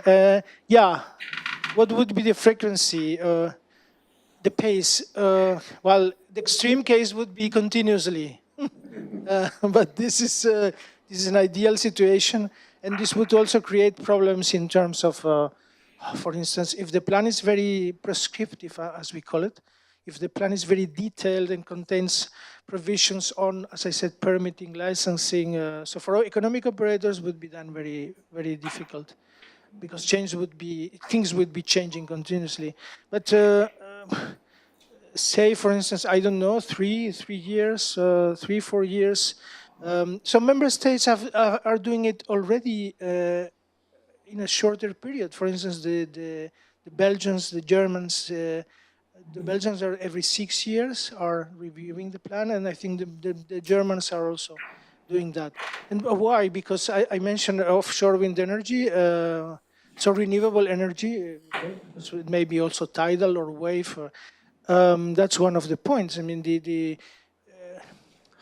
in the EU, there are different streams or tracks, if you like, and then you got the energy track. energy policy. And then the guys from the energy policy, our colleagues from DG Energy are saying, we need more renewables. And then the Commission comes up with something that is asking member states for a national climate and energy plan, where they have to tell the Commission, okay, I will produce this many renewable energy, or gigawatts in Horizon 2050, because we have also this now Fit for 55 thing. So 55 being in terms of share of I think it's renewable energy. So things are changing fast and in different policy tracks. So that's why maritime special plans should be also adapted. Food could be another issue. And biodiversity. This biodiversity in the Green Deal, the biodiversity area, 30% protected areas, 30% coverage of this maritime domain in protected areas, with 10% strictly protected. So again, this is something that has come now. So maritime special plans we have to change. So member states complain about this because they say you are coming all the time with new things, so we cannot keep pace with this, at least in maritime. Thank you very much. I really enjoyed your talk, and but I think the key message which I understood from what you were saying was this idea of a shift of activity. So it's not just an accumulation or densification of activities in the sea as well as in the land. And so my question is, have you been discussing within the Commission, within DG Mare, but with other DGs, how you might accompany that shift? Because obviously, I guess that would mean you're changing, for some people, you might be changing profession. You might need coordination between terrestrial and maritime policies. So I was wondering if you had anything to say about, the framework to bring about this shift, which isn't just a densification. Yeah, thank you. Thank you. Thanks for the question. That's. It's controversial. Because blue growth, for instance, the word growth for many people doesn't sound good any longer. So growth. So that's what we are talking now about, sustainable blue economy.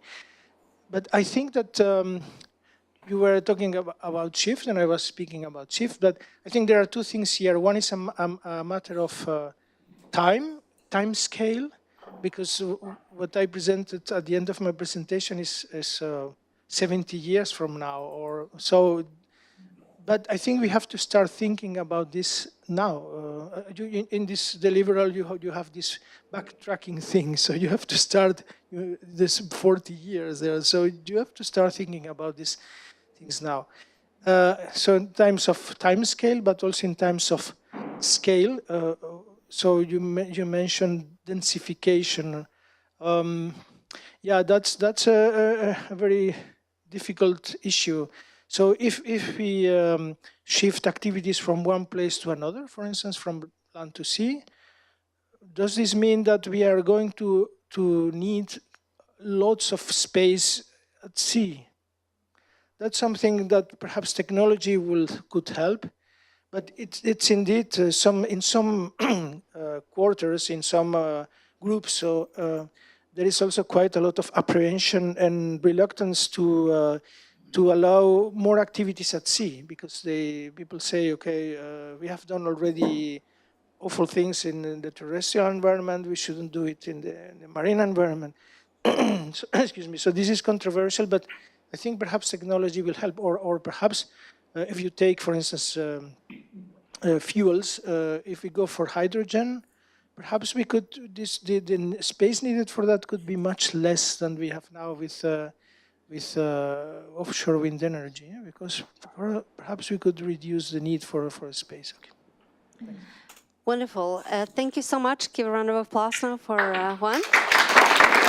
And you can all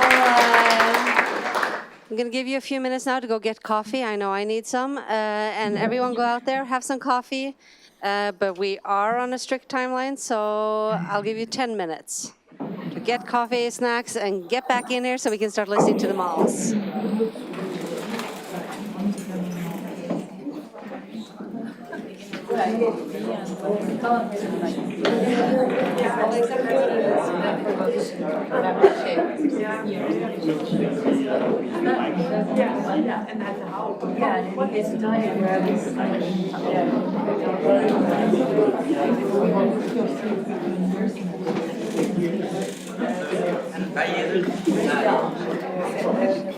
You're not going to shift that, I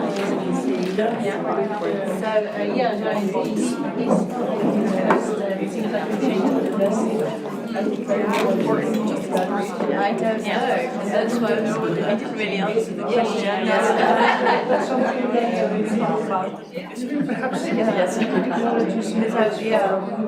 Are using these renewable energy forests to take weekends?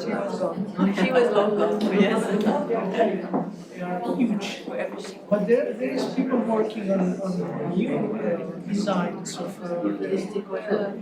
which will be, for instance,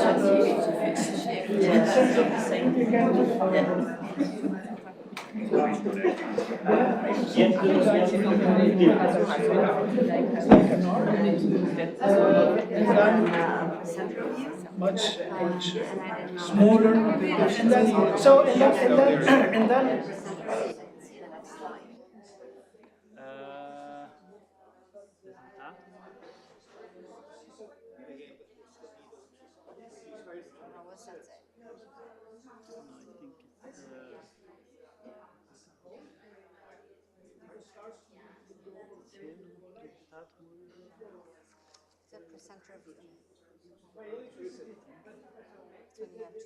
Yeah, that you have this and small here.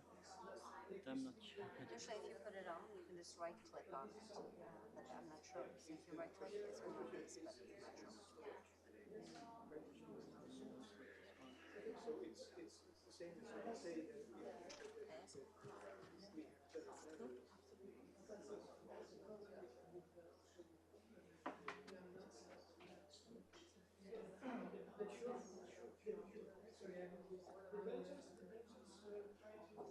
Would you like me to leave the drive?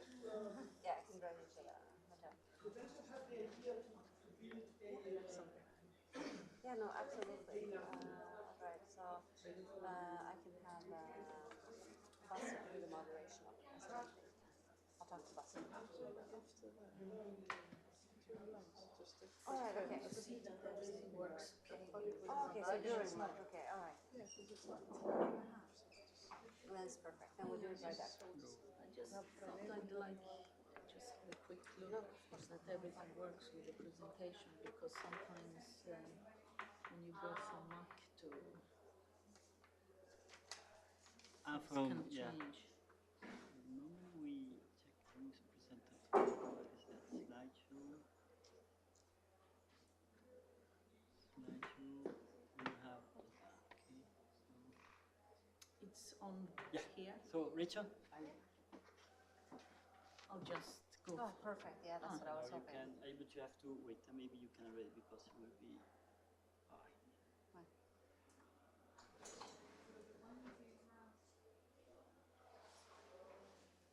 I don't know if we can go faster to 4 because here there are 50 slides of.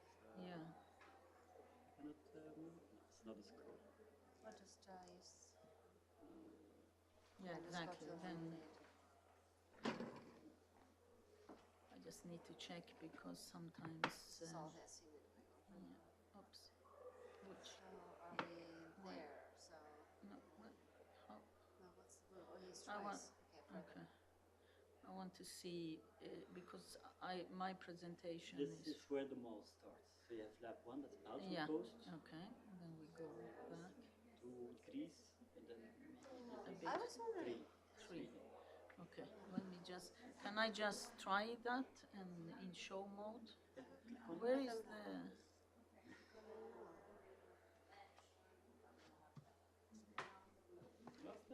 I don't know where the cursor is.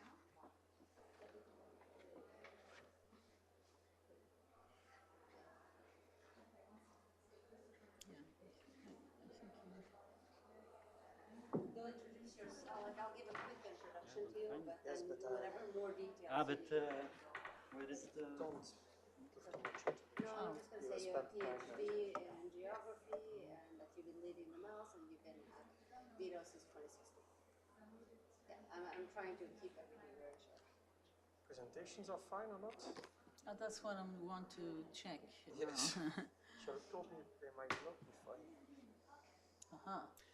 But two persons changed their, but it's on the SharePoint because we closed here yesterday at 3 o'clock with the cousin. So how do I get to show mode? Is this show mode? Yesterday morning. Yes. Jürgen, is this show mode? Normally it should be okay because we, Fran, yesterday we were here till 8, finishing the. So you stayed after I went. Yeah, she stayed. Went. Okay, so will I get animations? Yes, yes, yes, yes, yes.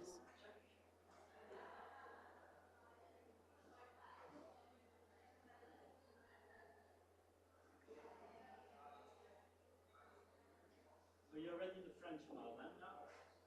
Do you have presenter view there? Yes.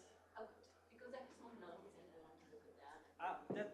I'm emotional, you Because know. that, that's this, huh? Yeah, yeah. But yeah, you have to check if they're there, huh? Because I'm Yeah, everything is fine here. Yeah, but I'm just trying with Francesca to change the presentation. She's trying Yes. to make now. okay. Let's see if it So works. do I get out now here? Yeah, all right. I just want to. Where do you want to go? I just want to see where is the beginning here? Beginning, wait. Not of mine, not of mine, No, but the of the next one. session. Yeah. That's Bronco. Bronco. I'm using the. How come Yeah. I always use? Yeah. Is it me that I use? No, the... I also don't see the mouse. So we start. This is 3. This is 2. I just want to see the This is 1. presenter. So this is. Yeah, we okay. we have now the coffee That's how. break. Yeah. Okay. Yeah. and That's then how she's going to do it. All right. I just wanted to see. I think they will be presented like this. Yeah, so yeah. They are the Perfect. people that are going to speak. Perfect. All right. Thank you.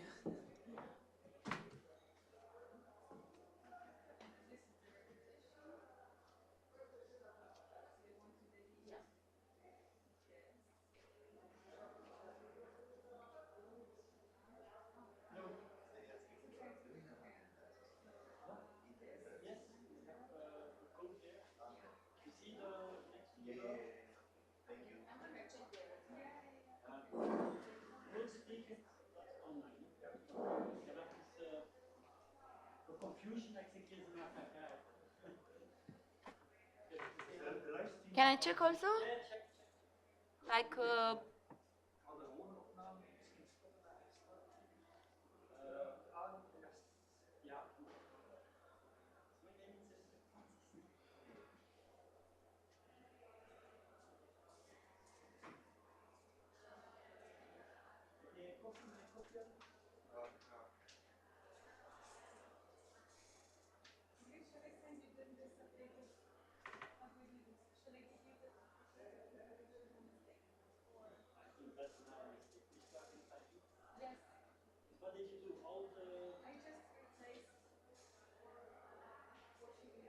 Francesca, here it didn't update yet on this computer.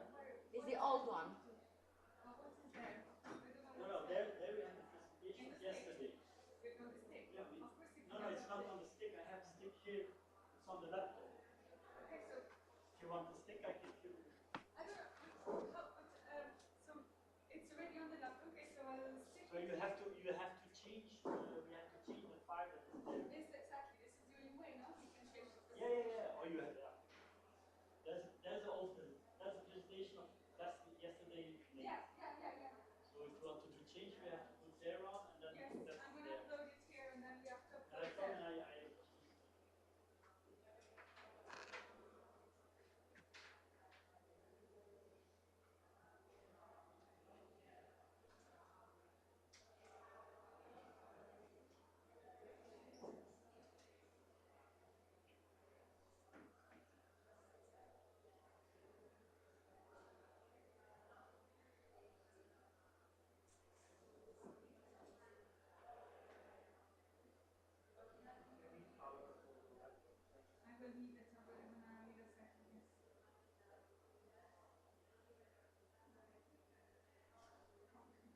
Rachel? Rachel? We are mod 5 and yours is mod 6. So it is a change in this presentation, but that's fine. I don't think so that you need to, I don't know, to change. But here it's written like that, that's why. Okay, so the order is? So the order is like that. So we are mol 5 and yours, Spain is mol 6. Oh, okay. Can you go change it? No. Why? Francesca is doing. Oh, but it's like... Francesca, are you doing now a changing? Yeah, because we found another, I don't know, but it's a very minor change. So the order of the way that you guys are talking is Bastian. Yeah. So Bastian, Erasmia, and Georgos. Oh, good. That's from, okay. Good.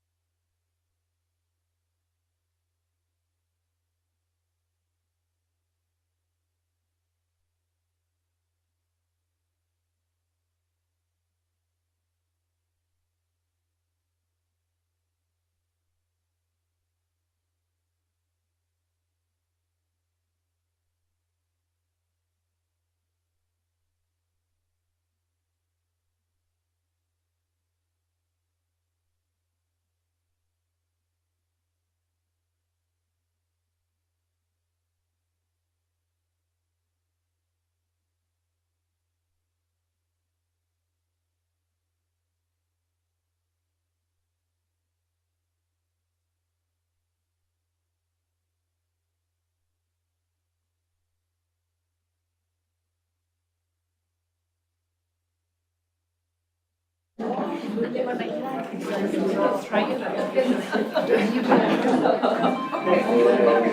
pick the first slide, then Erasmia, and then Okay, so when you see me standing up, then you guys will have about 3 minutes. When I stand up, you have about 3 minutes to talk.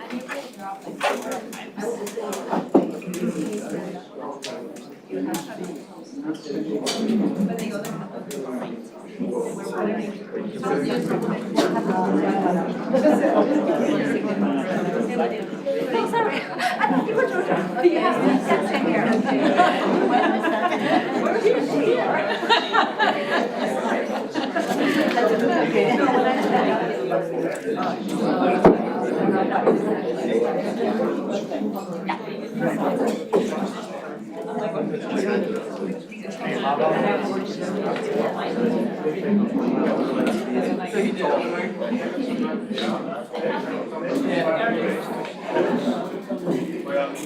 Welcome back, everybody. I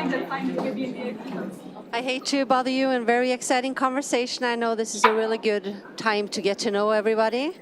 But we do have a program, and I do have some really, really fantastic speakers that are going to be talking about these multi-actor living labs that they've been having these last 4.5 years. And this is the first 4 of them. They'll be coming consecutively, and I will be introducing each of them. So they'll be coming in order. But first of all, the first one that I'm going to welcome up on the stage right now is Bastian. Bastian works at Vito, where he's been since 2016. He has a PhD in geography, and he has been leading the Belgian mall, where they also have been interviewing close to 100 people over the past 4 years. So, Bastian, welcome.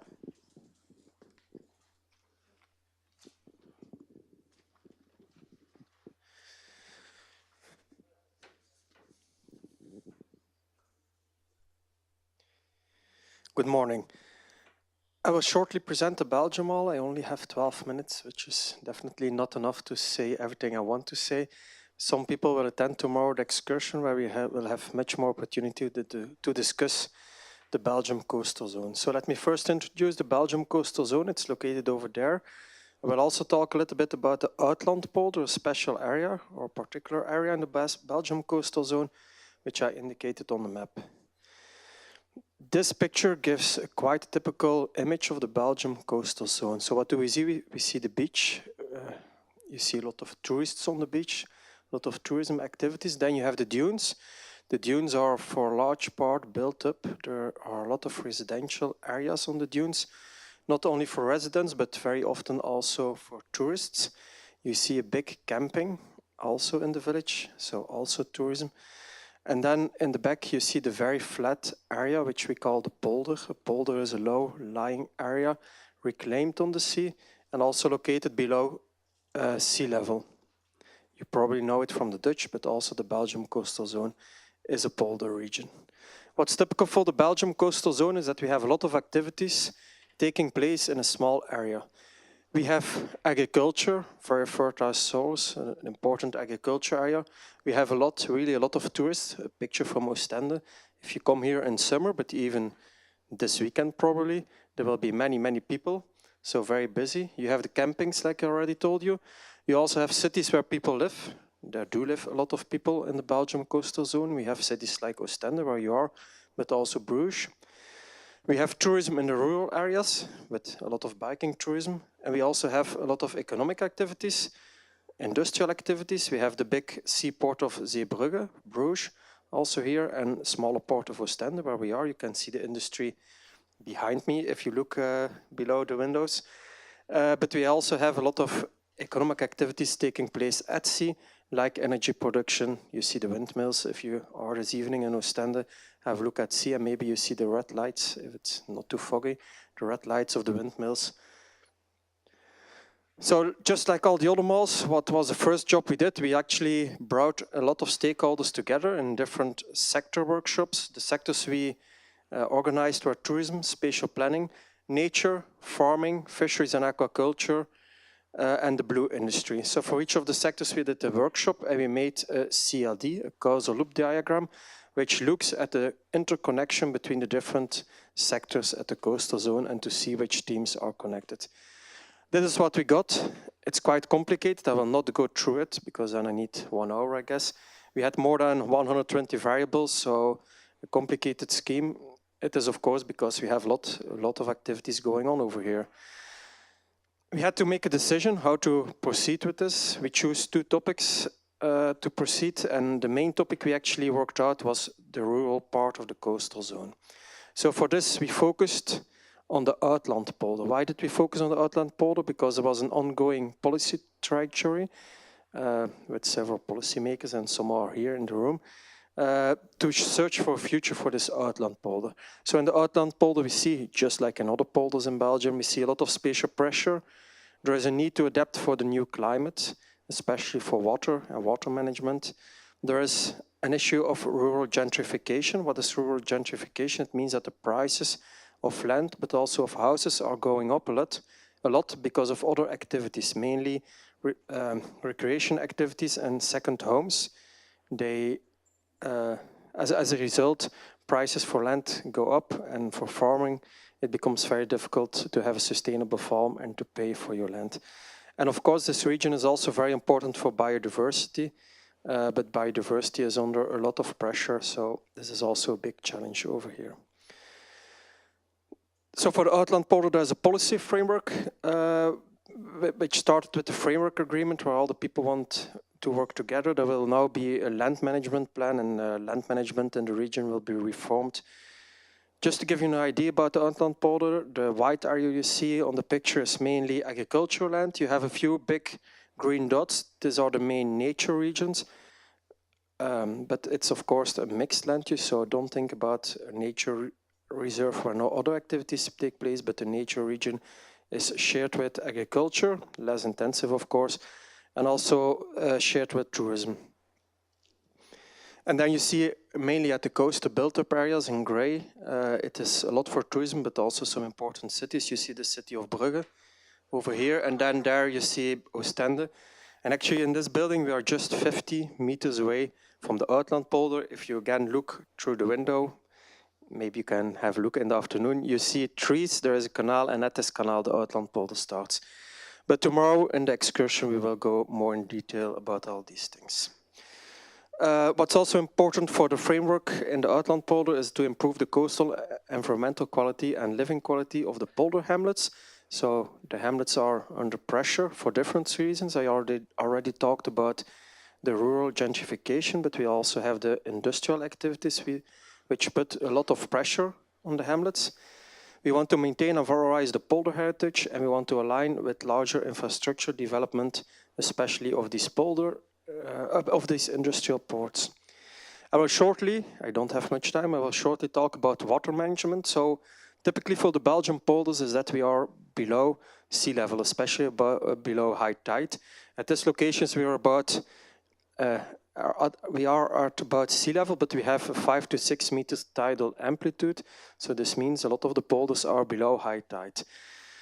Therefore, we do something in the Belgian polders which is called peilbeheer, which means we manage the water level totally artificial. So humans manage the water level over here.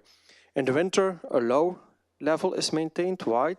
Because we want to drain the polders, and this is the upper picture. We want to drain the polders to make sure we have buffer capacity when there is a big rainstorm and the polders are not flooding.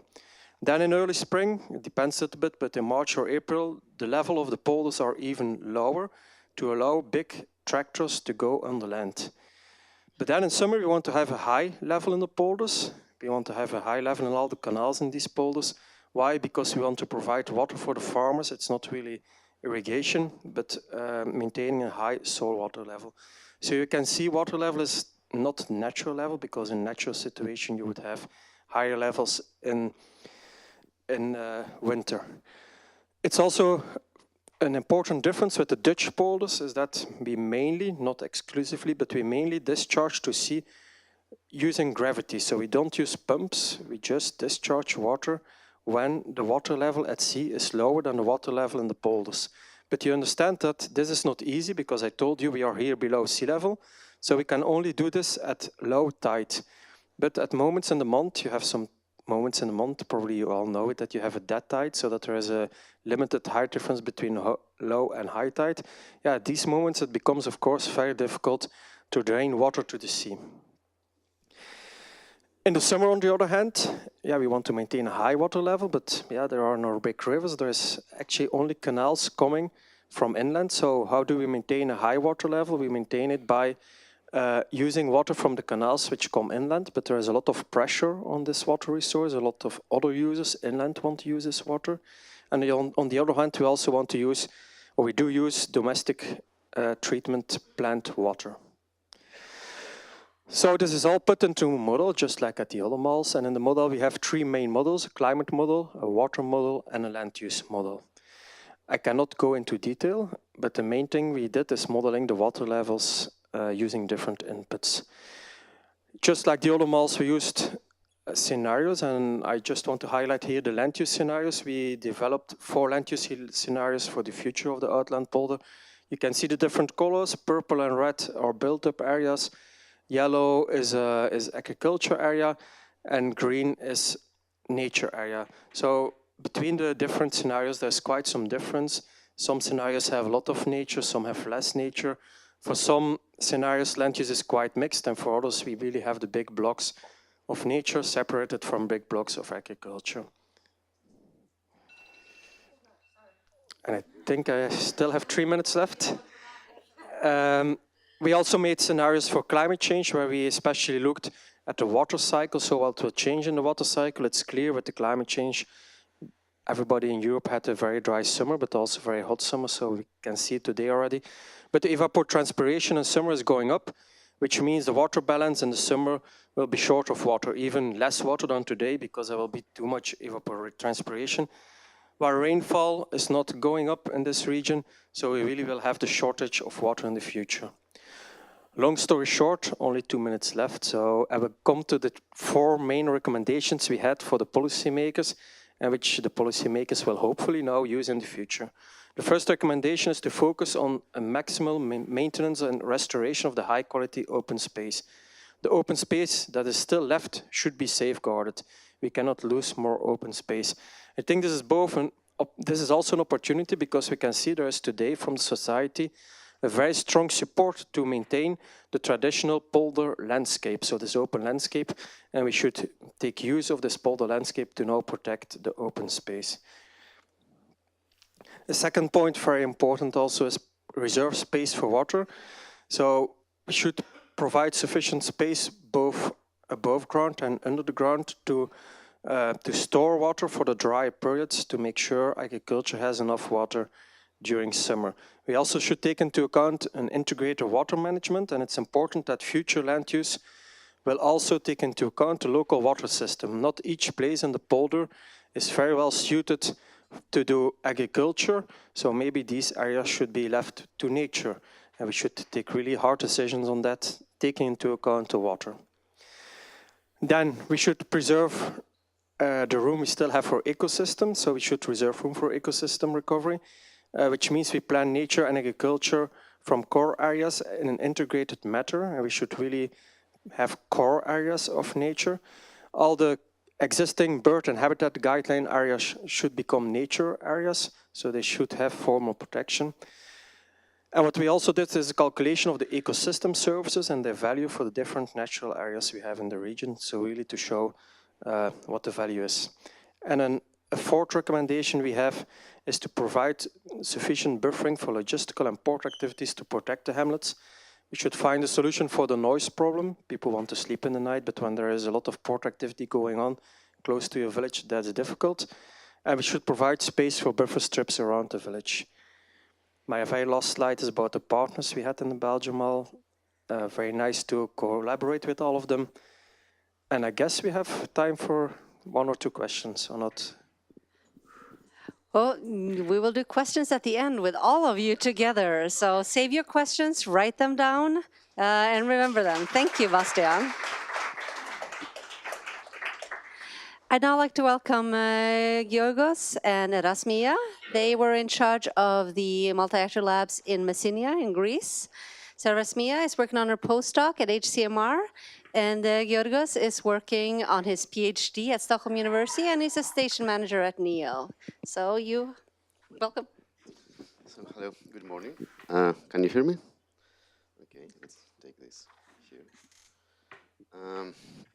I will start, and we'll start with a brief introduction about the case study, which is in southwest Greece, in Peloponnese. It is a rather small area, around 150 square kilometers, but it has so many activities going on inside. The major one is olive oil production, and the olives, they cover something like 77.5% monoculture there. There is also a growing tourism sector. The area hosts one of the biggest tourist investments that we have in Greece. And it is also an area with high nature value. There are some wetland with, which is part of the Birds and the Habitats Directive. So it is under the Natura 2000 framework. And which unfortunately, though, has been under constant degradation since 1960s, when the government back then decided to drain the area. As I said before, the main activities is agriculture, the secondary sector is also linked with the olive oil production. So we're talking about olive oil mills, and which actually they produce the olive oil. And we also have tourism. Some other important aspects is that all the economic activities depend on groundwater resources. So this is something that we wanted to see also how it will evolve. Okay, so yes, following the. Okay, now you can hear me. Right, so what did we do? Following all the coastal process, we had about 6, 8, 9 workshops, meeting with about 85 people. The most important part in Greece is that the people said that they had not met before. They had not been part of anything similar before, so it was the first time they were meeting each other. And that was quite important for us because one of the main issues was lack of trust and willingness to cooperate, as they also mentioned.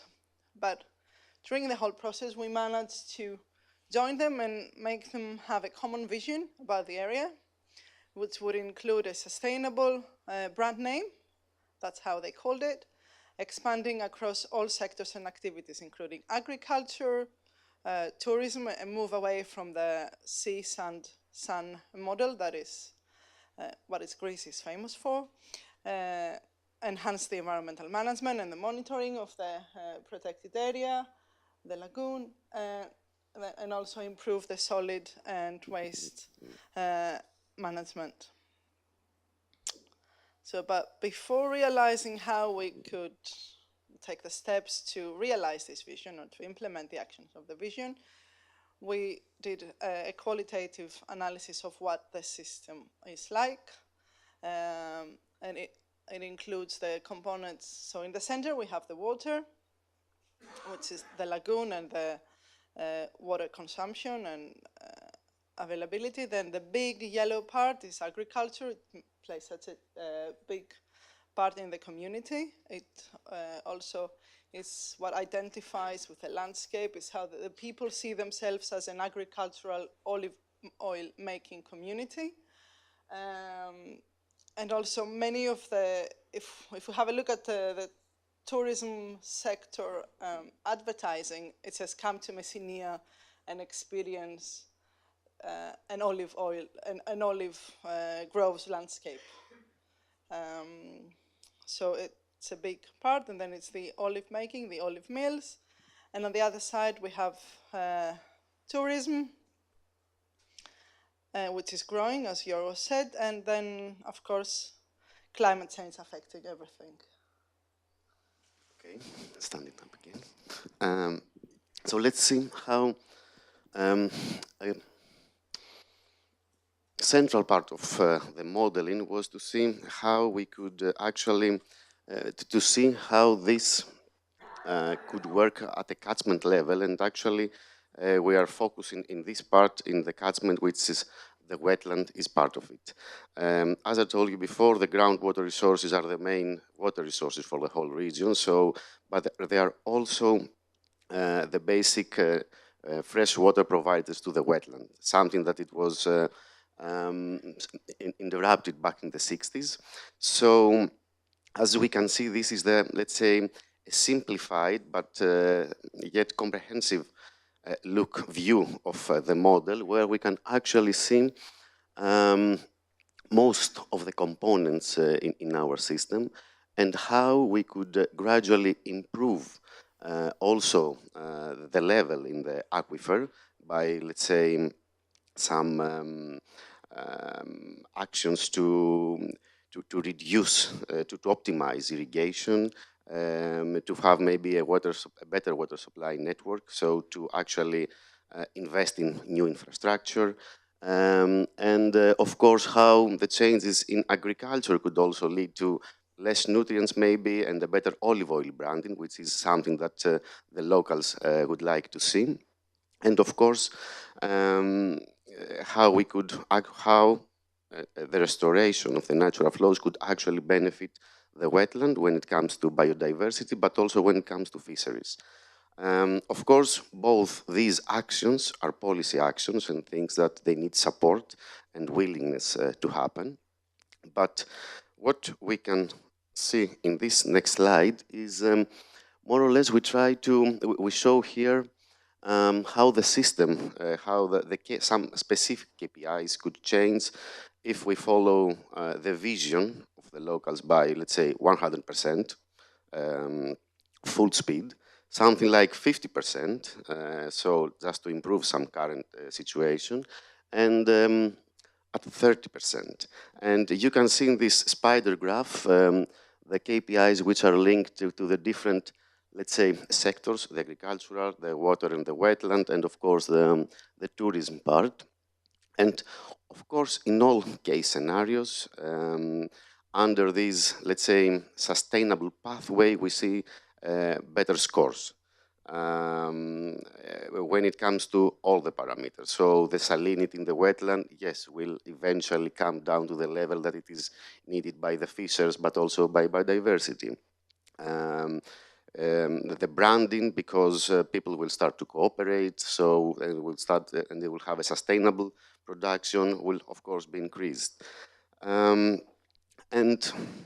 this is more or less what we could see under a specific climatic scenario. These are, of course, when it comes to the wetland, we have in mind to also run the rest of the scenarios, but this is something that will come later on in our analysis.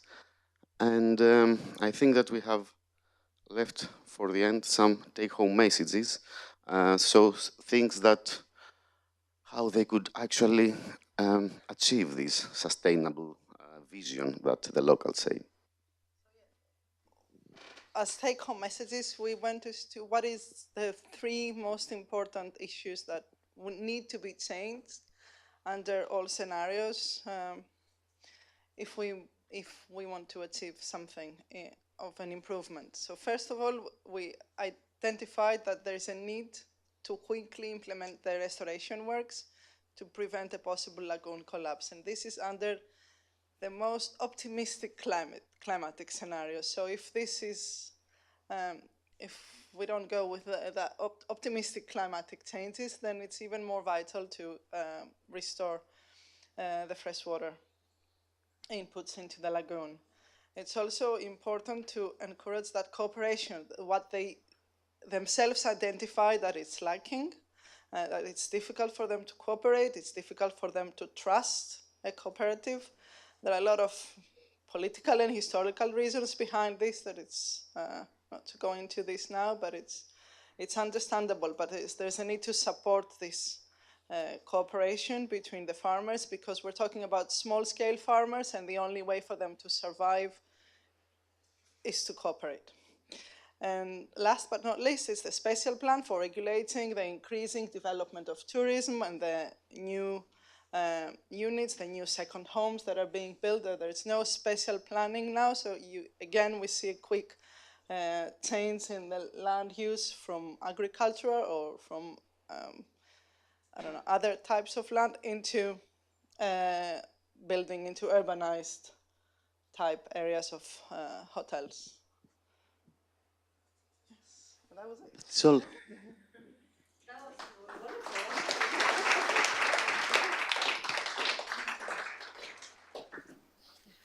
Thank you so much. I appreciate someone that's very much on time, even fast. That'll give us more time for questions in the end. I'd now like to welcome Georgia from the University of Stockholm. She's a professor of hydrology and water resources, and she's been leading the Swedish SMEL. Welcome. Thank you. Is this on? Does it work? Yes. Good. So I'll take you now to the most northern part of the coastal cases in the Baltic Sea.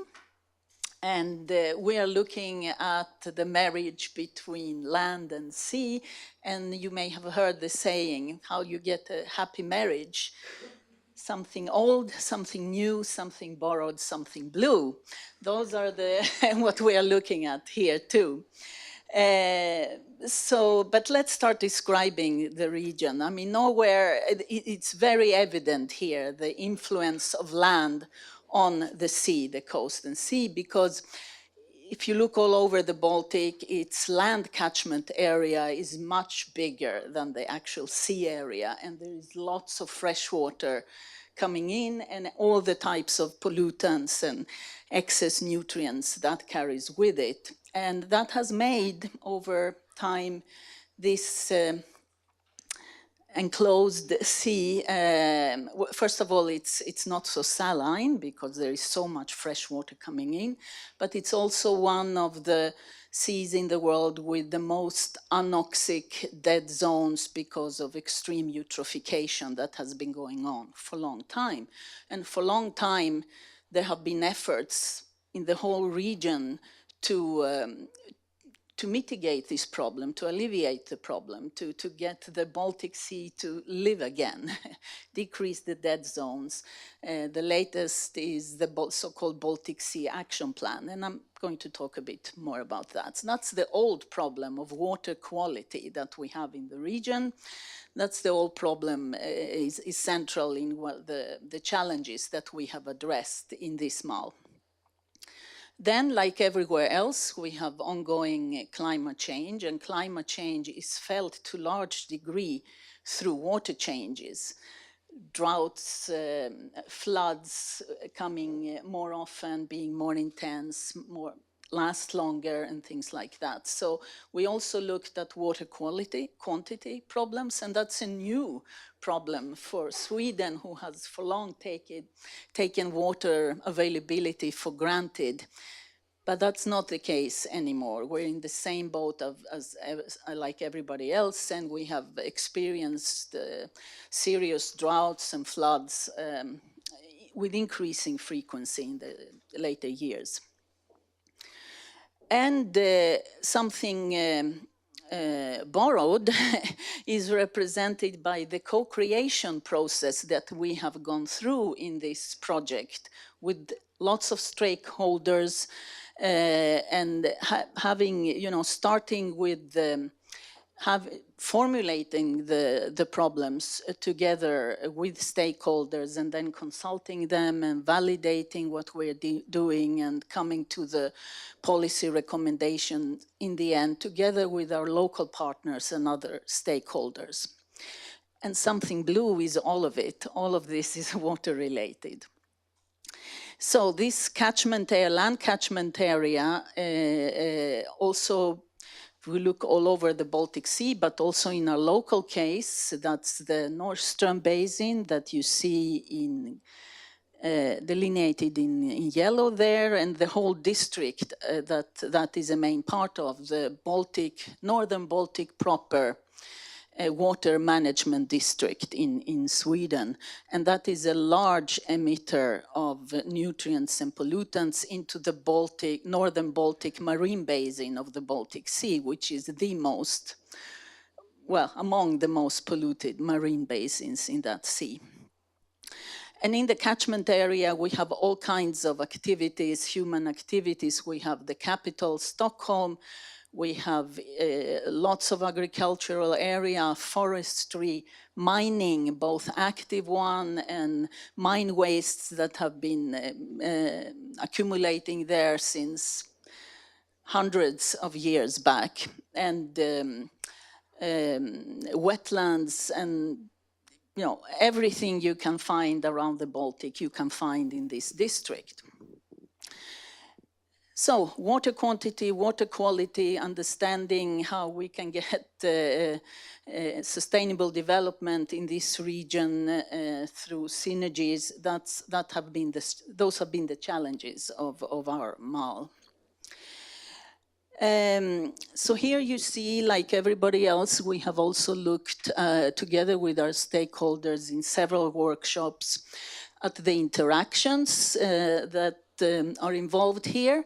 And I'm not going to go into the detail, but some things, these are just examples from the whole causal loop diagram, where the upper example is where we trace nutrients from and through each sector, from land to the coast.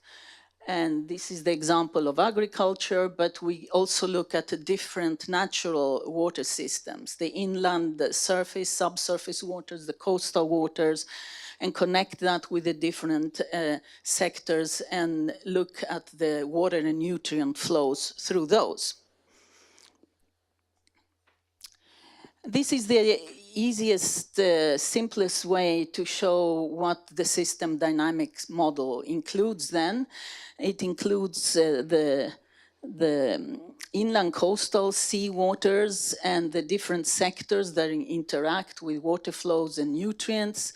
And then it looks at hydroclimatic changes, and we look at seawater quality, coastal and seawater quality problems, seawater intrusion as an interaction back into the land waters, and water quality problems in general.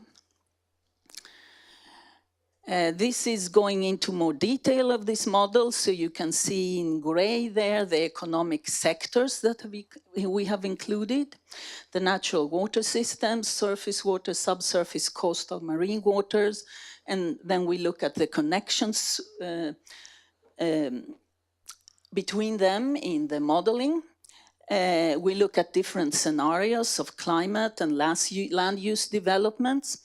And you can see the variables that are varying in these different scenarios, looking into the future.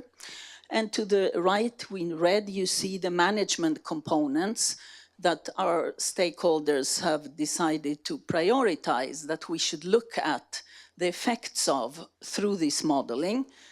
So it includes traditional, enhanced reductions of nutrients in the discharges from wastewater treatment plants, enhanced reductions of nutrient leakage from agriculture, and those are the currently active sources. But we also had, as a third measure, we have the recognition and understanding that there are also legacy sources still remaining, not from now active activities, but from a spectrum of times back in time where all these activities have been developing in the catchment area. And they are in different, on their way to the coast or on the way to the different waters. So you have a spectrum of times affecting the, say, nutrient loads that we see now. And what we do now will affect the water quality over long time forward, over a spectrum of timescales. So these legacy source measures component that we looked at is about that, how to handle those legacy sources that still remain. And I will not go in, this is the type of results, just examples for nitrogen, phosphorus at the bottom. So this diagram, the different points around the diagram are the different scenarios of future development. We have current conditions on the top, and then we have different climate and land use development scenarios. And the black point in the middle, that represents actually meeting the Baltic Sea Action Plan target of nutrient reductions. And you see that, and then the different colored curves around represent the different measures, management measures we have looked at. And the red one is the one addressing legacy sources. And that's the only one that can actually meet the target if we do that now and under current conditions. But you see, climate change will make things more difficult in this region because flows will increase and the loads of nutrients will also increase in the future. So, to summarize what this means is that the way forward here is the new thing that comes in. Of course, we have agricultural and wastewater treatment measures already. Those need to be enhanced in order to look into the future. But the loads that we see now are dominated by the legacy source releases. And there is no way we can reach the targets we have for nutrient reductions unless we do something about the legacy sources. And how do you do that? You need to think a bit differently here. So you need to think about enhancing the natural attenuation of pollutants along the different pathways to inland waters and coastal waters.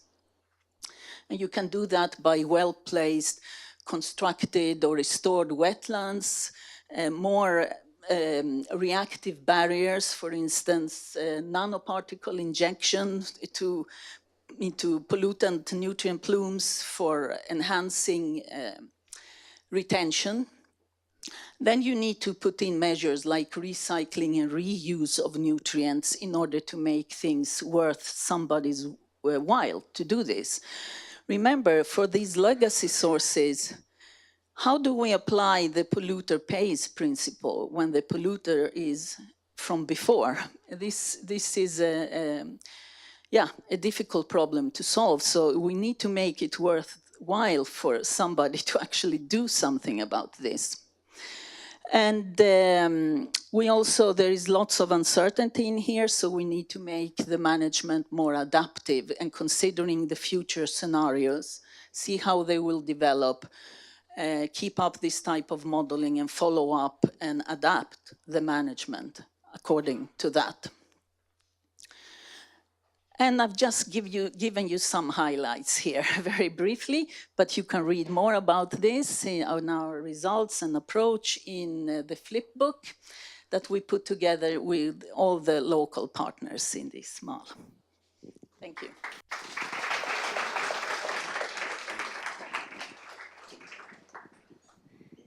Thank you. Remember, everybody, to write down your questions. We'll have a Q&A session towards the end. Right now, I'd like to welcome Benoit Othoniel. He's from INRAE in France. His background in sociological systems modeling. And I think you'll want this one. Can you put that one on?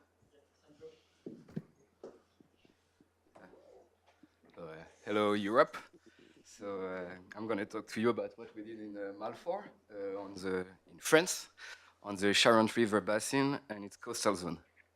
So here you have the territory. It's around 10,000 square kilometers, and it's composed of a wide variety of activities, with mostly agriculture inland and a few urban areas, and a large region inland that's dedicated to cognac production, a typical product of the region. We hope you like the one we brought. And then on the coast, more tourism activities and high contrast and shellfish farming at sea, sorry, and a high concentration of the population on the coast. And so in terms of large challenges to overcome in the region, there's first the need to save water. There's a big issue on water quantity, and so around 50 million cubic meters of water have to be saved by 2050, with the aim to adapt to future expected drought episodes like the one we had this year. There's also a need to establish common strategies along the land sea continuum in order to have high water quality for both, in fact, inland ecosystems and activities, and also downstream, notably for shellfish farming that depends a lot due to its downstream position to all upstream activities. There's also the objective to maintain local activities and try to improve their synergies, notably maintaining traditional products. And finally, to harmonize and enhance attractiveness throughout the territory, because there's a quite large disparity at the moment between the coastal and the rural areas. So in terms of workflow, we followed the general coastal approach. So we first conducted we first consulted stakeholders. So we consulted more than 60 of them, I think, through 3 multi-actor workshops, 3 rounds of sectoral workshops, and many individual meetings. So which led us to build, like you saw before, a causal loop diagram of the system, which for us was mainly helpful to prioritize the interactions we want to look at, which components we want to consider in the model we will build, and also identify KPIs, indicators of interest, to evaluate the overall sustainability. And in addition to this causal loop diagram, we designed with the actors 3 territorial development scenarios, one that corresponds to the business roadmap built with the actors too, one improving current trends, a business as usual scenario, let's say, and one going sideways. And so from this causal loop diagram, it was also a basis for us to build the model and the structure of the model, notably the division into sectors. So for the model, at the core of the model, we did a hydrological model. So here one important thing to pinpoint, and that's also we can say that about the rest of the model, is we try to confirm the model against observation. So we could, let's say, help build the trust into the model. So here we can see the water streams flow, and we have a quite good fit with observation between the simulation and the observation. And so on top of this water submodel, so we connected it with upstream and downstream activity models of upstream and downstream activities. So mostly agriculture that mostly aims to simulate agroecological transition.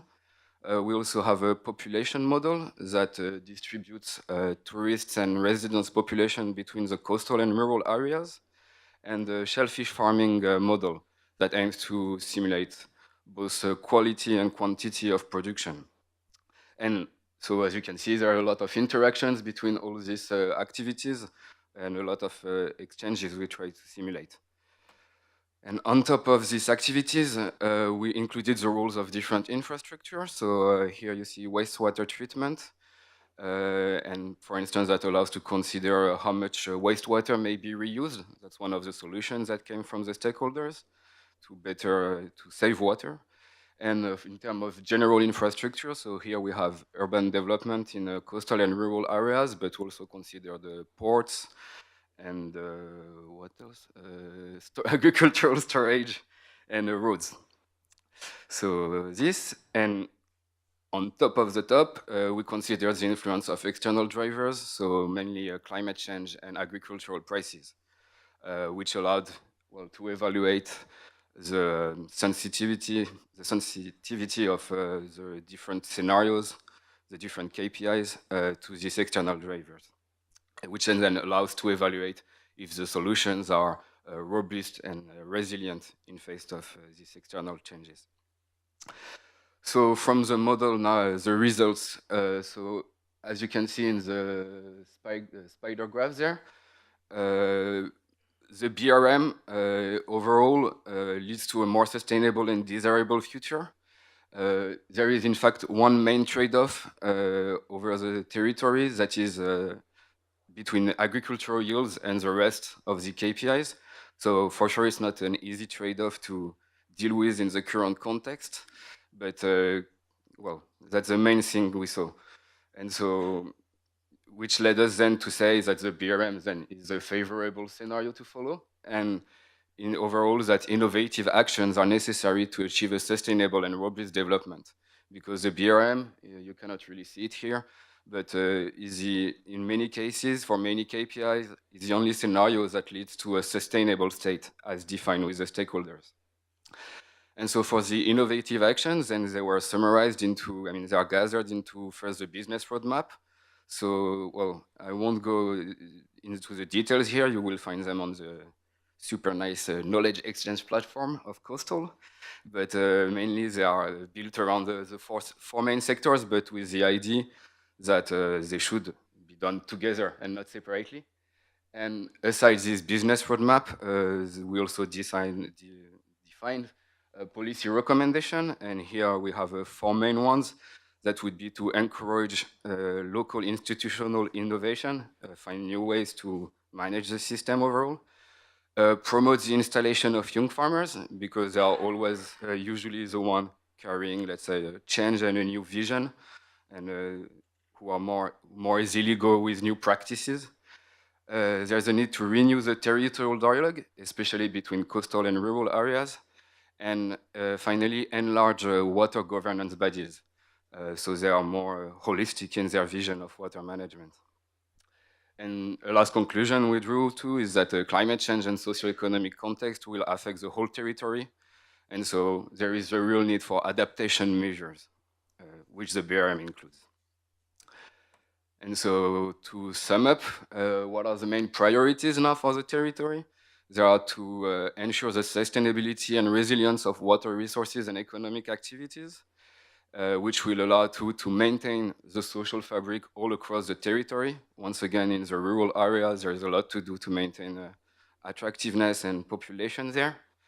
In terms of opportunities, a main one is that it's possible to enhance synergies between activities in order to obtain well-managed and a healthy inland and coastal hydro system. And in this regard, so I won't have time to go into the detail of the results, but we try to quantify if there is actually a synergistic effect when applying the BRM, and we found that there is. And if we summarize what it says, for instance here, is that using less water together allows each to use more water. So what does it mean? I'm not sure, but no. No, basically it says that if everybody, all the actors do efforts together, you may reach a state of the system where using water is no longer constrained, because with common efforts, you can achieve, for instance, for water, a state where it remains available and there are no deficits episodes.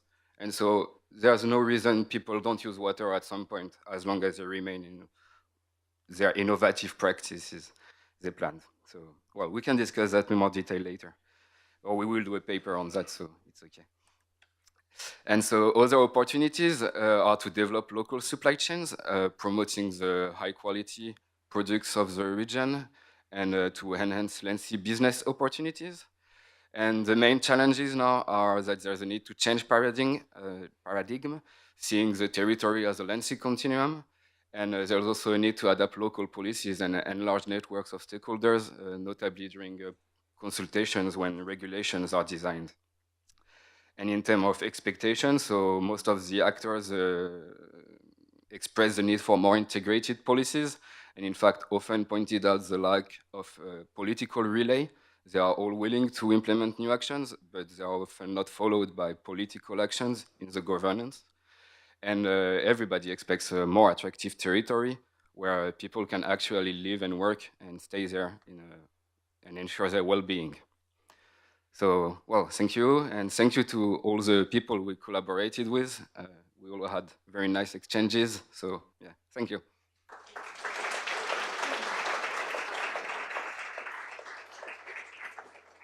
Thank you. We will now move over to the Danube Delta, to the Romanian case study. Luminita, is Roxandra not here? Okay, so Luminita and Roxandra will be presenting. Luminita is a senior researcher at the National Institute of Marine Research in Constanța. And she's been responsible for the marine part of the Romanian case study. Yep. Thank you, Rachel. Thank you. The Danube Delta is the second largest wetland in Europe. It provides to more than 10,000 inhabitants a lot of services, like all the wetlands in the world. So and during the warm season, there are more than 10 times higher people in the Danube Delta, but she is providing the same ecosystem services like the drinking water and food protection, purification, and nutrient recycling, like that? Okay. And recreation. So it is a complex social ecological system. But nowadays it faces challenges like depopulation due to its failure to achieve the equilibrium between the economic, the social, and the environmental issues. So therefore, there are many strategies written for its resurgence, which is the core element of the sustainable development of the Danube Delta. And the challenges in our multi-actor lab, in our case, were many, but we focused on the conservation of the Danube Delta assets and improving the inhabitants' life quality, achieving the equilibrium between the social, economic, and environmental issues, and considering the potential conflicts that may arise from the development of these three sectors that we focus. I mean aquaculture, agriculture, and the tourism development. So finally, the scope is the Danube Delta sustainable development. So to combine being in the middle, the thin line, which is in the middle of the between the Green Deal and blue growth or sustainable blue economy, yeah, all this, it has all this strugglings to get the sustainable development.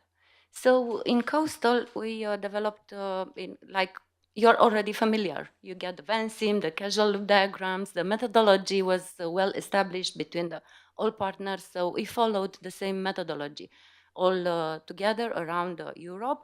So which was complex, starting with the meetings from the 6 meetings with the stakeholders around in the land and coastal and wetland area. And we did the consultation, and we had causal loop diagrams for each sectors and the variables, and we it was a very interesting part of the project, as my colleagues know. So the conflicts were real in the real life, like already fighting. So it was our role as facilitators was a real one to yeah, balance and to try to find a compromise. And we combined so the discussions, the advice, the opinion, and we get those graphical tools for everything. So we identify the land-sea interactions in the area, and finally the main findings of the workshops were related to policies and underdevelopment of the area, and it was evidence the excessive bureaucracy and the authorities directly linked to lack of communication, not between the locals but between the authorities themselves. The legislation not correctly adapted. There is a natural protected area, and the other issues were the poor infrastructure and the lack of workforce. Nobody was care about the environment there. So the locals, they don't care about because they had so many other problems that they don't care about the poor delta, even if they love it much more than everyone there. So the model scope was to explore the scenarios to improve the quality of life and sustainability within the Danube Delta Biosphere Reserve and its marine waters, the Black Sea, as one of the most impacted areas along the Romanian littoral. So we did 3 submodels of the model. So the transition to intensive aquaculture through increasing productivity and allocated areas, because there are still many areas allocated to agriculture in the Danube Delta, but they are not, they should be allocated to the aquaculture. And we designed the impact that increasing productivity in the fish farm sector has on the water quality. Then we had the second model with all the models run 4 scenarios, I forgot to say, which are the taking the green road, the governance and cooperation scenario, the inequity, and the fossil fuel scenario. So we did the second one as the transition to eco-farming, and the agriculture model considers the increasing farmers' welfare through their cooperation. And then we had the tourism model, the transition to the slow tourism in the Danube Delta, which was focused on the number of the tourists, which influenced the tourist development, but also the tourism decline. So we did that in colliding with our colleagues from the rural, from the Institute of Agroeconomy in Bucharest. So they are quite rural, as I said, and we are coastal. So it was a good joint in this. But what was the final result? It's the integrated model, which was designed to examine the cumulative impacts of all the development of the sectors, individual, because we have strategy for individual sectors for many, many years, but we don't have this type of approach of the cumulative impacts of the sectors. So whilst the 3 models differ in their problem scope, they are linked to the project's main objective by the impact developing each activity on the water quality. So we did this scenario again, because our 3 submodels met into the water quality variable, and we ran the models, and we saw that the transition to the intensifying aquaculture, it will be the most impacting activity in the Danube Delta.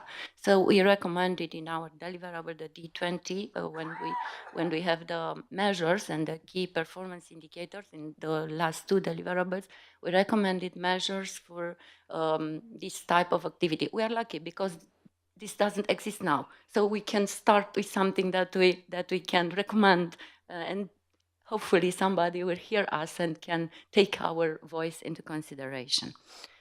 As I said, we did a roadmaps and a policy recommendation based on the 4 pillars: the increasing the sustainability of agriculture and promoting the integration of producers in the agri-food sector in the value chain, the support for developing sustainable practices in tourism, strengthen the productivity and profitability of aquaculture based on environmental performances, and increased knowledge, awareness, and action on environmental pressure to reduce river pollution, and of course, Delta, and finally the Black Sea.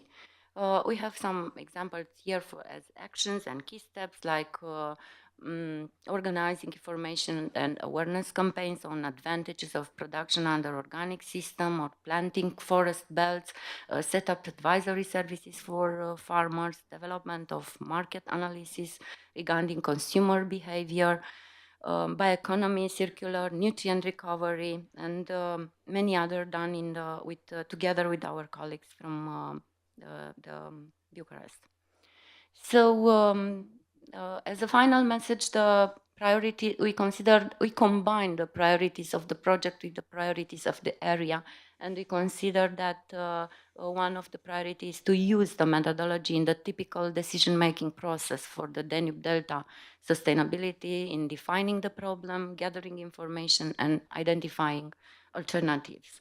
Then we have new opportunities to apply the coastal methodology in other types of land sea interactions action, and as you've seen before, we are one of the countries which we didn't sufficient progress for the marine spatial planning, so it was considered also, because we are working in these projects, to use it in the marine spatial planning, in the integrated coastal zone management again.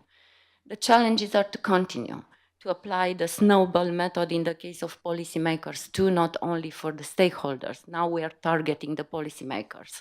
So we could not reach everyone during the project, but now we would give a try to make it. So to transform this methodology into a strategic tool. And the expectations are to facilitate stakeholder meetings for choosing among the alternatives and reviewing, monitoring the results. Thank you to all of you for everything.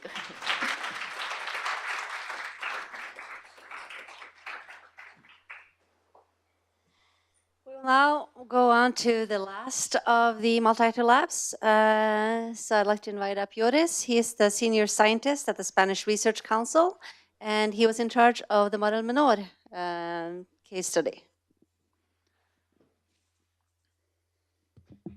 This works?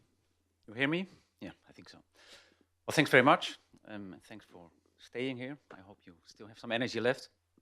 For the last story, my name is Joris de Vente from the Spanish National Research Council in southeastern Spain. And I will try to give an overview of MAL 6, which is the Mar Menor and the surrounding Campo de Cartagena watershed. Well, as I said, we are located in southeastern Spain. And on this map, you can see the location near the city of Murcia, which is the main city in the area. And the Campo de Cartagena, the catchment area draining towards this Mar Menor coastal lagoon, is dominated by intensive irrigated agriculture, as you can see in the yellow color on this land use map, whereas the area surrounding the lagoon itself is dominated by villages and by touristic accommodations, as we can see in the red lines. So the lagoon is separated by the Mediterranean Sea, by a coastal bar, which is also occupied by tourist accommodations, principally. And there are some small openings between the Mar Menor and the Mediterranean Sea, but there's not much exchange of water. And that's a bit where we are. Now, this is what it looks like, much more beautiful than a map. It is actually a very beautiful area with very high natural values. What we can see here is the different land uses also. We see the coastal bar with the tourist activities. We see in the southern part, the lower part, we see the salt pans. There are other salt pans on the other side of the lagoon. And we can see some of the irrigated agriculture and the villages surrounding the lagoon itself as well. Well, the main challenges in our case were related, as in most of the other cases, to the pressure and to the impact of different economic activities in the area that have caused a very strong eutrophication of surface and groundwater resources of the lagoon itself, but also of the aquifer. And that led to a strong degradation of the ecological status of the lagoon. Now, this initially environmental crisis over time has evolved into, or has negatively impacted tourism, fisheries, and also local populations, and that led to not only an environmental but also a socio-economic crisis, which we are in currently, which is really today. So one of the main aims of the coastal process and of our multi-actor lab has been to identify what can we do in order to realize more sustainable development of the area based on coastal-rural synergies, so interactions between economic activities, what happens inland and what happens in the lagoon. And very much looking towards a transition in the system towards more sustainable models of tourism and of agriculture. Well, you know the trick by now, I think. We started a co-design process. We worked a lot with stakeholders, and in this co-design process, we started as well with the development of mental maps, or causal loop diagrams, that learned us or taught us a bit about, you know, what is happening, what are we looking at, what is the system really, how does it look like, how is it functioning, not only from a scientific perspective, but really very much building on local knowledge. What do the people from the different sectors say about the functioning of this system? So we came up with these kind of nice maps full of arrows, which are a bit confusing if you see them just at once, but that's the methodology, and it proved very helpful to really get that system's understanding of the interactions between the different sectors. It was also the start for the qualitative modeling, so it resulted in a qualitative model that allowed us for a first assessment of, you know, what happens if I implement certain solutions that were proposed by the different stakeholders. How does it affect the different sectors? The co-design process, very importantly, was also important for the identification of these challenges and opportunities and of the potential solutions. So that was really by talking to the people that the list of solutions came on the table. And that resulted in the end, at the early stages of the project, but at the end of the initial participation, in the development of a shared future vision. So what is this Mar Menor Campo de Cartagena in 2050 that we are dreaming of? And not from one point of view, but bringing together the different dreams of the different stakeholders. Want the dream? How do you get to the dream? And that was one of the answers also that we have been working on with our stakeholders. What do we need to do? How do we need to implement it? And that is what we call then the business roadmap and policy recommendations. And in our case, it consisted of 4 milestones and 14 solutions. In addition to a long list of 56, I think, practical actions that should support these 14 solutions. Now, the 4 milestones relate to rural and coastal tourism, sustainable agriculture, and integrated sustainable management. And it represents or includes solutions like the reduction in fertilizer use in agriculture, the control of the extension of agricultural areas, but also the control of urban sources of pollution, the installation of small-scale agro-photovoltaic energy facilities, and promotion of environmental education.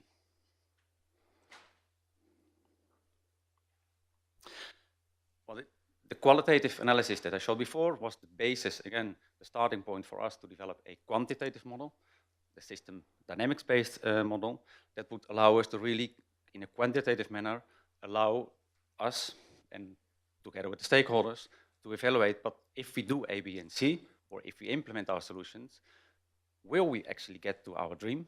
Is it working?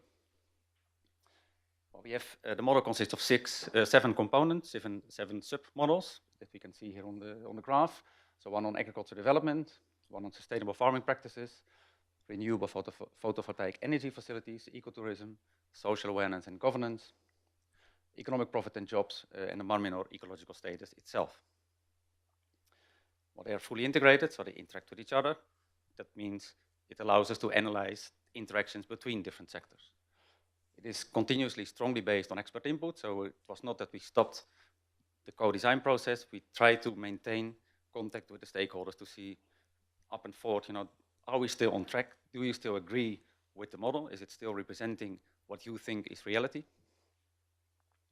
And it allows us to analyze the impact of the solutions on key performance indicators for a period from historic times towards 2017.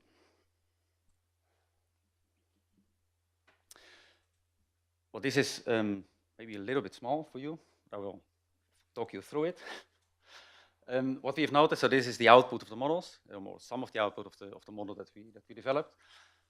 And what we actually what we saw is that it really, and that was also the intention, this kind of model is really helpful to provide policy support by simulating the impacts of these co-designed solutions on a range, in our case, of 10 key performance indicators of sustainability, representing socioeconomic, environmental, and economic aspects, under different scenarios of socioeconomic and climate change.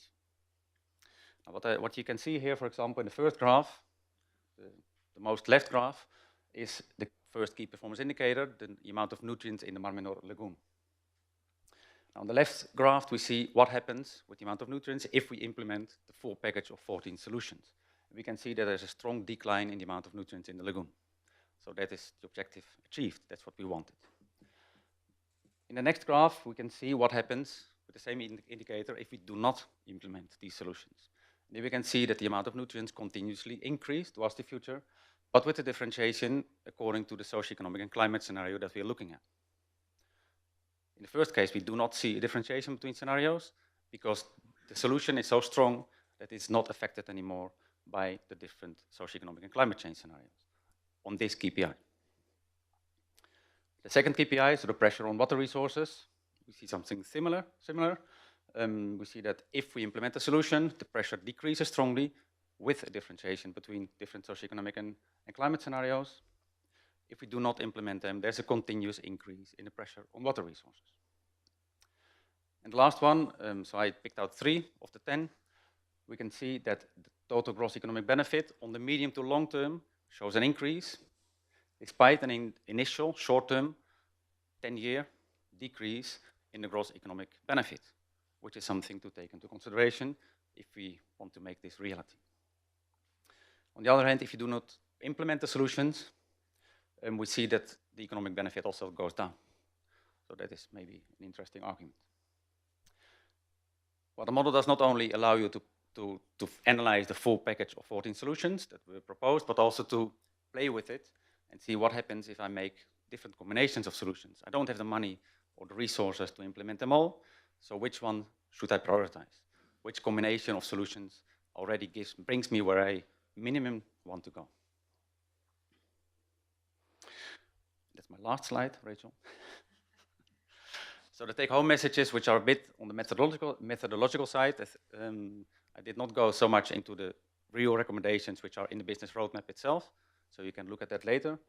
But I think importantly in our experience has been that, that this co-design process has really contributed to foster very strong constructive collaboration between different sectors, people that were opposed and still are opposed in interest, but that bringing them around the table, having them look each other in the eyes and talk about what should we do, that has really been very important to create more acceptance and start a process towards implementing change. And for them, the stakeholders, and for us as scientists, to obtain systems understanding. How does our system work? Because many people know fragments of the system, and very few people really know how the whole system works. Well, as I said, the system dynamics modeling itself has really been instrumental and useful to facilitate informed decision-making. People can analyze what happens, not only based on one indicator, but on a range of indicators of sustainability to see what happens if you implement certain solutions. And you can, as I said before, you can prioritize. You can really play with which solutions should I implement first and how effective are they. More on the case study side, so the restoration we have also seen of the Mar Menor coastal lagoon and its surrounding Campo de Cartagena. If we implement the solutions, it seems to be a good idea. It seems to work, but it's not easy. And there are certain indicators like the gross economic benefit on the short term is going down. So we have to find a solution for that. Rachel's coming closer.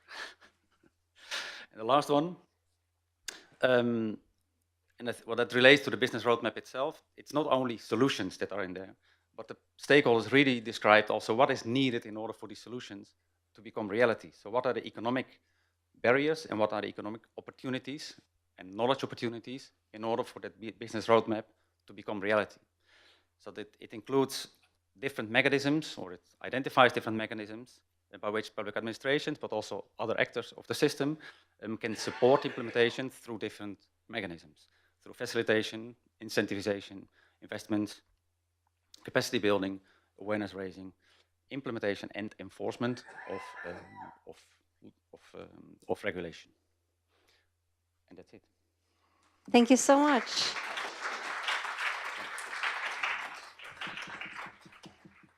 Wonderful. We have now set aside quite some time for questions. So I have challenged you all to think about questions while our speakers have been talking. And you can address them to all of them or someone specific. So we can just start there. Does anyone have any questions?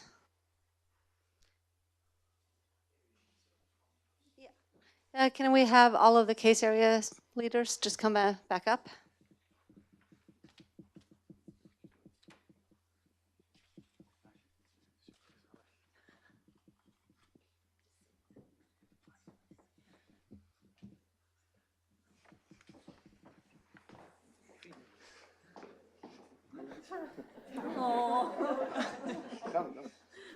Hello. Okay. Oh, thanks. No, but that's fine. Yes. Yeah. First of all, I want to thank all speakers. I thought it was very nice presented, and it's by using the same templates, you really couldn't see the methodology you all used. So I think that was very inspiring. Also the different water bodies that were tangled or touched on.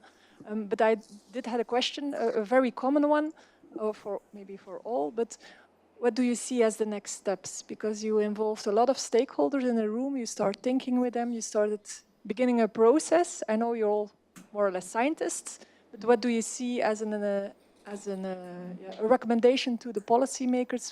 What are the next steps to involve those stakeholders also in the following process? Who wants to go first? It works? Yeah. Well, I've been asked that question several times already. And I don't have a very good answer because indeed, as you say, we do research and we don't implement solutions.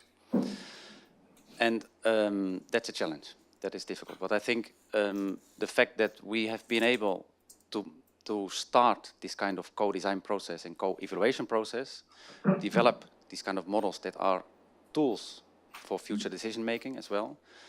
Well, the ball is a bit in the hands of other actors, I think, to move on, and not only policymakers, but and that's a bit, I think, what I hope that we have been able to initiate the idea amongst all the stakeholders, and I speak for our case, but I think it might be valid also for other cases, that involving people in this process helps them become better aware of the fact that we have a shared responsibility and that everyone can change and contribute to change and help put this boat into motion.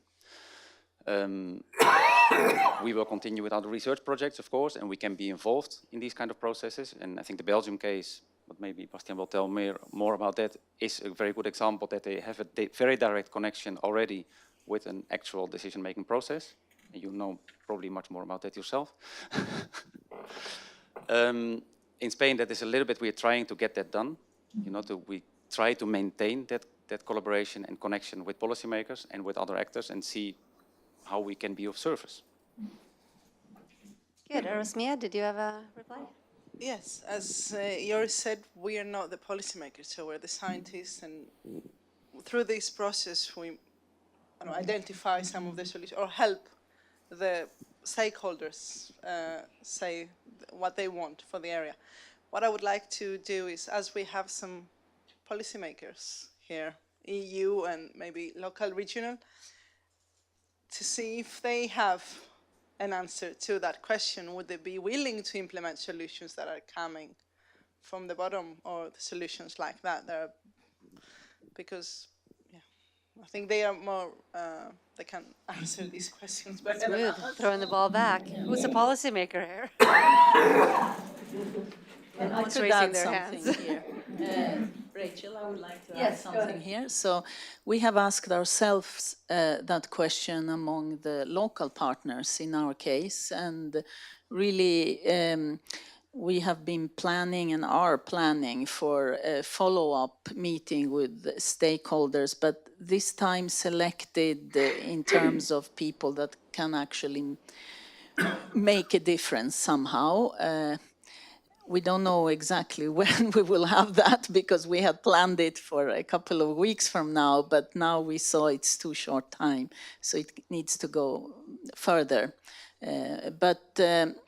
But we do, I mean, we want to continue collaborate among the local partners at any rate, and we also, I already know that we have started other projects, like Blue Innovation, where we work with municipalities, and we from Stockholm University and other local partners. And there are also big openings now for projects on, what is it called, Karina? Blue Economy for the Baltic Sea, that we are also involved in, and we will use these co-creation processes. At least we are in opposing proposals, and we don't know how it will go yet. But we have been selected among the top ones to possibly get funding. So we will continue this for sure, and we have come up with new things that we will continue promoting and spread knowledge about, both for the Baltic, the Sweden, and other parts of the world. So I think there is a continuation here. Just to also add something, because as an example from this experience was very important and was also our first experience, at least in our case study. But it provided the tool to go after another proposal, which was also, let's say, more focusing on soil and water management in agriculture, something that it was already identified in the model. And with the experience, you feel a little bit more comfortable. Yes, you can become more concrete, and maybe also when it comes to the suggested decisions. So I think it is a continuation. I think it is a start. As in our hotel, it says something, there is no elevator to success. You need to take the stairs. So I think it is something like this. One step at a time to inform better policy making. Bastian, did you have any experience? It's a difficult question, I think, for the Belgian MAL, but I'm pretty sure that VLM will continue with the work we did. So the policymakers were already, before we came, including a lot of stakeholders. On the other hand, I have also an important message that I think we should also work on decreasing the fragmentation in policymaking, and also in research, by the way, that I see that not only fragmentation, it's really at different levels, but also thematic fragmentation, and that often policy decisions are based on one or two teams, while many other teams or externalities, you can choose a name if you like, are influenced. So yeah, I see, for instance, in land use planning, often the carbon cycle becomes now important, but other cycles are often forgotten. So yeah, this will still take a lot of work in Belgium. And it's not easy, of course, because it becomes increasingly complex if you include several teams. And finally, maybe also very important for where we began with coastal, I feel that there is still a limited connection between the rural and the coastal. And with coastal, I mainly mean the marine people. Also, if you look at spatial planning and things like that, yeah, there should be a better connection, and there should also be lessons learned. When I think there were made a lot of mistakes in land-based spatial planning in the past, and I hope the marine spatial planners will not make the same mistake and then in 50 years think, oh, why didn't we speak with the land-based spatial planners? So that's maybe a way forward, and I'm happy to collaborate if you want, of course. Wonderful. And Luminita, I was thinking about what Juan, our policy officer, was talking about earlier about Romania lagging behind a little bit and then doing every 3 years green spatial plannings. Yeah, so we are in this process. So we want to continue because we increase our own capacity building as an expertise knowledge at this step. So we didn't know anything about this type of methodology, about this type of work, about this approach. So at least we can facilitate and work with our stakeholders. But as you already know, at least the partners in the project, we validated the results already with our stakeholders and other experts in the field. But of course, they are politicians. Most of them, they are politicians. And I don't know how it's in the other countries, but in Romania, most likely that in the next 3 years, they will not be there. So there will come another one. So probably we need to start the process again, and hopefully in a few years, we will see also the improvement, and the things are changing, but very slowly. And this compromise needs a lot of facilitating process. I think so. Great. Benoit, do you want to come in with some reflection about policymakers and taking this over to implementation in France? Well, yeah, no, but I'm going to repeat what others said, I think. But, well, yeah, as researchers, it's not really our first concern, I would say.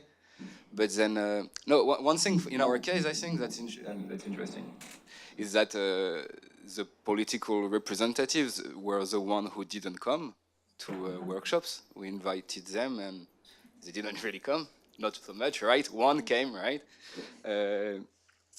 But so, well, let's say first they should come, but I would say then let's inform people who vote for them if we want to do something useful, and they will decide if they want politics who are more involved or not later on, you know? That's, to my mind, that's what we can do as researchers, but, oh. Very But, good. yeah, I cannot tell you more. Does anyone else have a question here?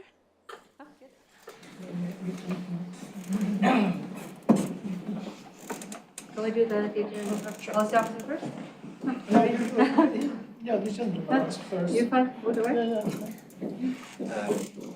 I would like to add to the last speaker, it's very important to inform the public, because as a scientist and as a, I think also as a functionary, you know what has to be done. But all politicians say, I know what has to be done, but if I do it, I don't get elected anymore. So, yes, it's the general public who has to be informed. What I would like to add. Yes, thanks. I fully agree with my neighbor on this. Yeah, and this is an interesting discussion about policymakers, of politicians, because policymakers are not necessarily politicians. So I am not a politician, but in a sense I am a policymaker. I mean, because the Commission is doing things, so it's a bureaucracy, but that has a mandate at European level and so on. So we are at the Commission, we are approached and informed by stakeholders, interested groups like scientists, but also NGOs, but by political parties. So there is quite a lot of, I would say, information coming, and not only information, but requests or people want to have this and this and this. So, yeah. So my message on this would be, yeah, from the side of research or the researchers, academia, projects, what we need, I mean, as policymaker, is something that is easy to understand. As I mentioned at the end of my presentation, so please distill the main conclusions, the main recommendations in a way that can be easily understood by policymakers, be politicians or people like me. I mean, you mentioned about officials, ministries. So that's one message. The other message is on politicians. I attended a meeting online, me online, the others were physically present in Germany, in Berlin. So a very big German environmental NGO called NABU, I don't know whether you know, so Naturbund. They organized this panel discussion among political parties on maritime special planning, which I think was one of the first times this happens in Europe. So politicians representing political parties in a seminar talking about maritime special planning. So I participated, and I was really surprised about this. And what was the aim of NABU? The aim of NABU was to make policymakers, I mean politicians, real politicians, realize that perhaps the German maritime special plan at federal level for the Baltic and the North Sea is not the best one from a natural protection perspective. So because the plan was prepared by officials in the ministry, also by the, what is this, the hydrographic office in the German hydrographic office. They did the very best work, but perhaps was not the outcome was not the best one from their perspective. So, but they thought, NABU thought, we have to bring politicians in the process and see whether the plan can be changed. Yeah. I don't know whether there are people from NGOs here, but environmental NGOs, but this is one of the issues to involve more politicians or political parties in the debate. Maritime spatial planning has been seen sometimes as a very bureaucratic, technocratic exercise by some. And it's true that it's very technical. It's very, you need quite a lot of data, information work, but perhaps there is a need for a more political discussion on maritime spatial planning. Even in Belgium is a decree of the government. So there is no real political debate on it. So, okay, that's my response to some of the questions that came. Good. But I have one last response here. Thank you.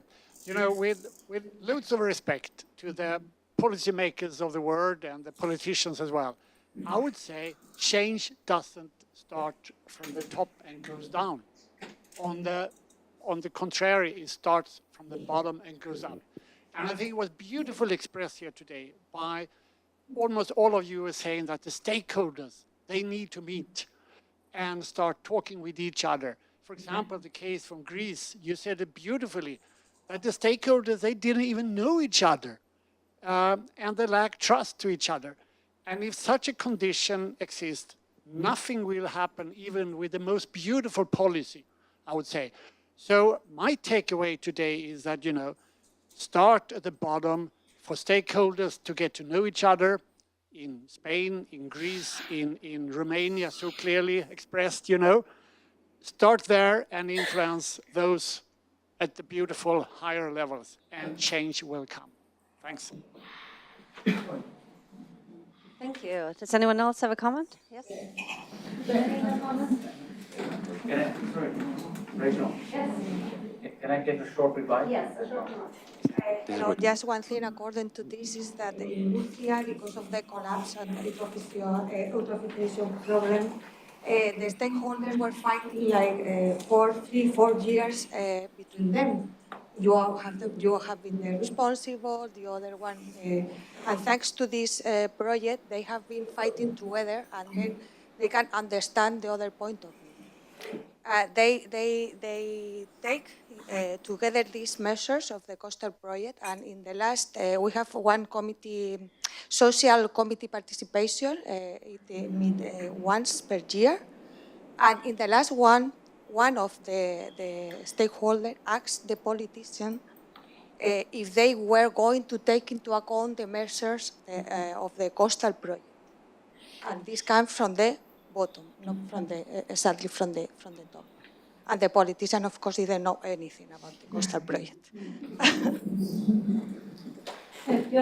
You want to? Yeah, well, just a small response on that comment, because I fully sympathize with it and I agree with it to a large extent, but I think we really need both. So we need the bottom up, of course. We need to know what people are concerned about and what people think that might work. And we need that information, their knowledge and their motivation. But very often, they need the support from above. You know, they really need economic support, guiding support. We need awareness building, awareness raising. We need education. We need training. And these are many things that we really need support from above as well. So we need that combination, you know, the bottom up and top down. That was a small comment. Continue. And I think we should not underestimate the complexity and the need for funding. If we want to make things happen, it's not just a question of agreeing and everything is hunky-dory and everybody will do it. I mean, this is going to cost. So the debate has to be about, do we want to put our money there while we have wars, while we have this and that? That's where the debate comes. And we have, in fact, I have personally been in debates with different parties. Nobody is going to say anything against, yes, of course we will improve water quality. Yes, of course we will do that. Of course we have that. And that's what they say when they are in these debates. So there is no debate between parties about this, we want that. Where the debate comes is where will the available resources be put? To do what? That's the question. And of course, we know what has to be done for the things we have investigated, but there are lots of other things to be done.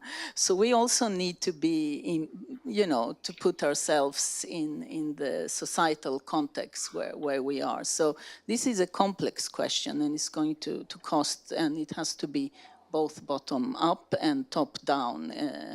But eventually, I think if people start understanding and prioritizing what they want, they will put pressure on both politicians and other policymakers. So we do need to have the general public on board. We have a question here. Yes, thank you. So, hi all, my name is Riikka Venesjärvi and I come from Natural Resources Institute, Finland. So I have a question for you, for each of you case studies. So we have been discussing about communication, but what do you think is or are the main sort of lock-in factors not for the decision makers not to implement these solutions or follow these policy recommendations? You said something, you talk about this disagreement of stakeholders, and you mentioned the lack of funding, and also if there's uncertainty about the outcomes. So what would be like the main factors in addition to this poor communication and need to improve the communication? Thank you. Do you want to start, Luminita?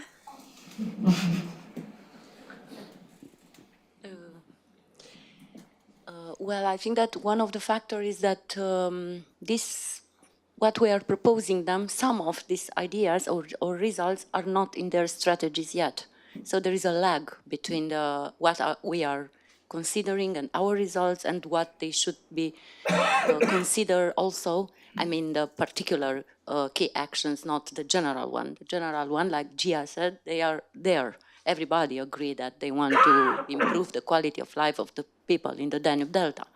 But when the times come, nobody cares if they have wastewater treatment plants or if they're drinking water from there or what they are doing there. So it means that, first of all this, they should, I don't know, burn all the strategy that they already have and write another ones together with us. And then starting to implement together and listen to us, not just because they are afraid of newspapers or news or something like that, but really they should consult us as well, not only us to go together. So actually I think that we should be consulting and we should write together with them these plans. Erasmia? Yes, I think it has to do with interest and whose interest they're willing to support. I don't know, I can say one example from our area is that we say that, okay, it's a touristic area, but there has to be a limit on tourism. It doesn't look that way. And it continues to increase. It's not that they cannot have, it's a special plan, it's a special management plan organized where you can build the hotels where you can't. They don't do that. It's a simple answer to what they want. We're just going to go down the road, and then afterwards you can all go have lunch and keep talking. But one thing I have to say on that, but I'm not the most relevant person to ask, I think. I often hear, now for instance, I work on a similar project with a big company, and it always comes down to make it simpler to understand. And to me, that's very disturbing, because whether you're a politician or a big company, if you're here, you're not that stupid normally. So at some point, you can make things simpler and say it's not simple enough, but for sure, there's a question of, I mean, it needs reflection. We cannot think for people who decide. We bring information, knowledge, but the thinking behind is just, yeah, I mean, they think what they think, you know, like, so, but what can we do for that? I don't know. Bring objective information. That's it. That's all. Oh. But it's like with climate change, you know. For how many years now we know there's climate change. It's simple to understand. It's simple to understand we should use less oil. Now there's less oil, and we do all we can to keep using oil. It's like, yeah, what can you do with that, you know? But, I will bring another example from Greece. Let's say the restoration part. So you want to restore some natural flows. Very easy, simple. You just need to do some technical work eventually. But then all the process is so complicated with authorities, who will implement what, that makes it, let's say, from a simple plan, a very long-term plan when it comes to implementation. And we might go all the way down to the Spain case where the lagoon collapsed or not, but it is also a matter of time and governance maybe in this set of, you have nature, you have water, you have different, let's say, agencies that they have a word on how to do stuff. So this is also something that... And a reason why spatial planning takes 10 years to roll. Yes.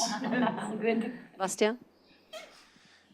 Yesterday, our Norwegian partner, Sintef, played with us a serious game about policy making, let's say it like this.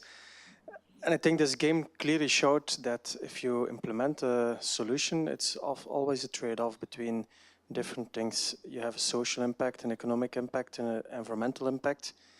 And I think this is often the problem why things don't get implemented, because when I want to have clean water everywhere here, this will have an impact on the economy of the region, and it costs money, so the money should come from somewhere. And of course, a politician gets elected and by certain interest groups, let's say it like this, and they protect the interest of their interest groups, and this is not always a trade-off that I would want. So that's a problem. If you would have an unlimited amount of money, then it would be easy to protect the environment, but we also have to produce food to eat and so on. And it's really a trade-off between the different impacts. Joris? Very complex question. I think, speaking from my experience in Spain, what I've seen happening there, and one also in some other cases, is that there's often a lack of integrated, holistic evaluation of solutions and what we can do. And policymakers often are forced to more do crisis management than really do long-term integrated spatial planning. There's, like we had in the game yesterday, there's an avalanche. What do we do? How will it affect the local population? But I'm not, so I'm acting on the avalanche, on that moment, and not on climate change, how climate change might be affecting avalanches in the coming 30 years. That's, policymakers tend to work on a different time horizon than many of these processes work. They can be slow processes, but that really need long-term thinking far ahead of what you need to do. But you as a policymaker are paid based on short-term decisions, on how did you manage the avalanche of last summer or winter, what was it? Winter, probably. And that is difficult. And the same, there are many, if we think an interesting, not only climate change, but we have managed as a society to fill the whole world with gasoline-driven cars. And now we're trying to move towards electrically driven cars. This is not something that goes from one day to the next. It really takes a very long time, and it's a very long transition that but we can do it. But we have lobbies of industries and people that very much like producing gasoline-based cars. And they are not very happy maybe to make that investment and to make that change. Changing is difficult for everyone. So if I'm happy, my current business model is working, even if it's causing a problem for someone else, it's not my problem.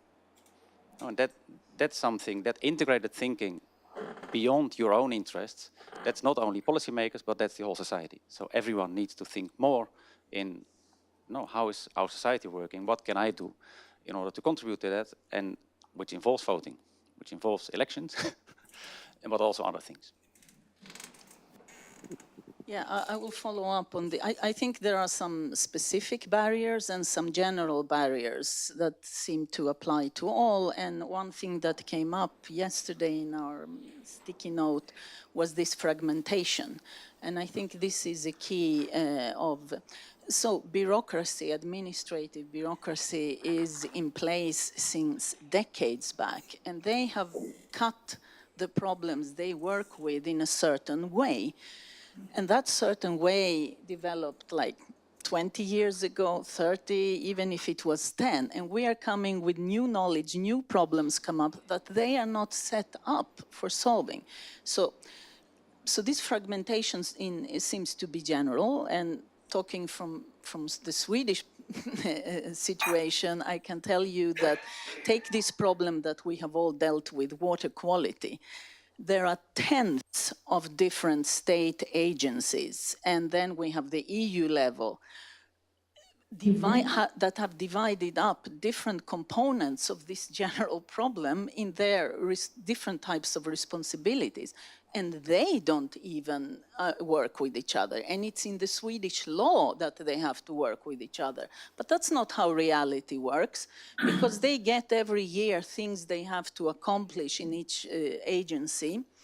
And if this is not there, they will not do it. And in fact, we have seen that even if it is there, they will not do it if the system is not set up for it, and if there is no consequence to their governance of not doing. So taking the example of the Water Framework Directive, nobody in Sweden is actually doing what they're supposed to do, and this has been going on for two decades now, and there is no consequence because the regulation is this water body has to be in good state. So who is responsible for that? Is it the water body itself, or who is it? There is no responsible. So if it's not in a good state after 10 years or 20 years or 30 years, so what? There is no consequence. So everybody, oh, no, we have not managed. Yeah, but there is nothing. There is no consequence. So there has to be a consequence for a system to develop in a certain way, and the consequences are not there. And I don't know how it is in other countries, but in Sweden, the politicians are not the one. I mean, they have no money, because they have allocated all their funds to the different agencies for every year and for a period of 4 years at a time. And there is where the decisions are made. And we are working with several of them. They have no time to spend on anything else than what is in their, instruction letter from the government. So the situation is complex, but then there is one thing we have not mentioned, and that is that we are doing research here, which means some of the things we have come up with may seem self-evident and we know about it, but some of them are new. They are new, and we have seen in all areas of research that there is a lag time of at least 20 years before something that has started to come up in research then starts to be implemented in reality. So you have 20 years lag time at minimum already there. Otherwise, we are not really doing research if we don't come up with something new. And there is a spreading time of this in society too. And on that little bit pessimistic note, we can go have lunch. And you can keep talking about this. I read this article this morning that was also a little bit bleak, because we might not have 20 years. Did you see the article where they just found plastics in human breast milk? Yeah. So when you cannot even feed your children from your own body? But why on earth did we think they wouldn't be in our breast? We are 60, 70% water, all of us, depending on what age and which gender. But that's what we are. How, and that water circulates from everything around us. How on earth could anyone expect that the pollutants we see out there is not in our body? I just don't understand it. How can that be a surprise? I don't get it. And this is something we need to discuss. There is somebody making money from plastic, so there is somebody making money from plastic, so. But thank you to our panel. They have done a really wonderful job. I just want to say one thing about that.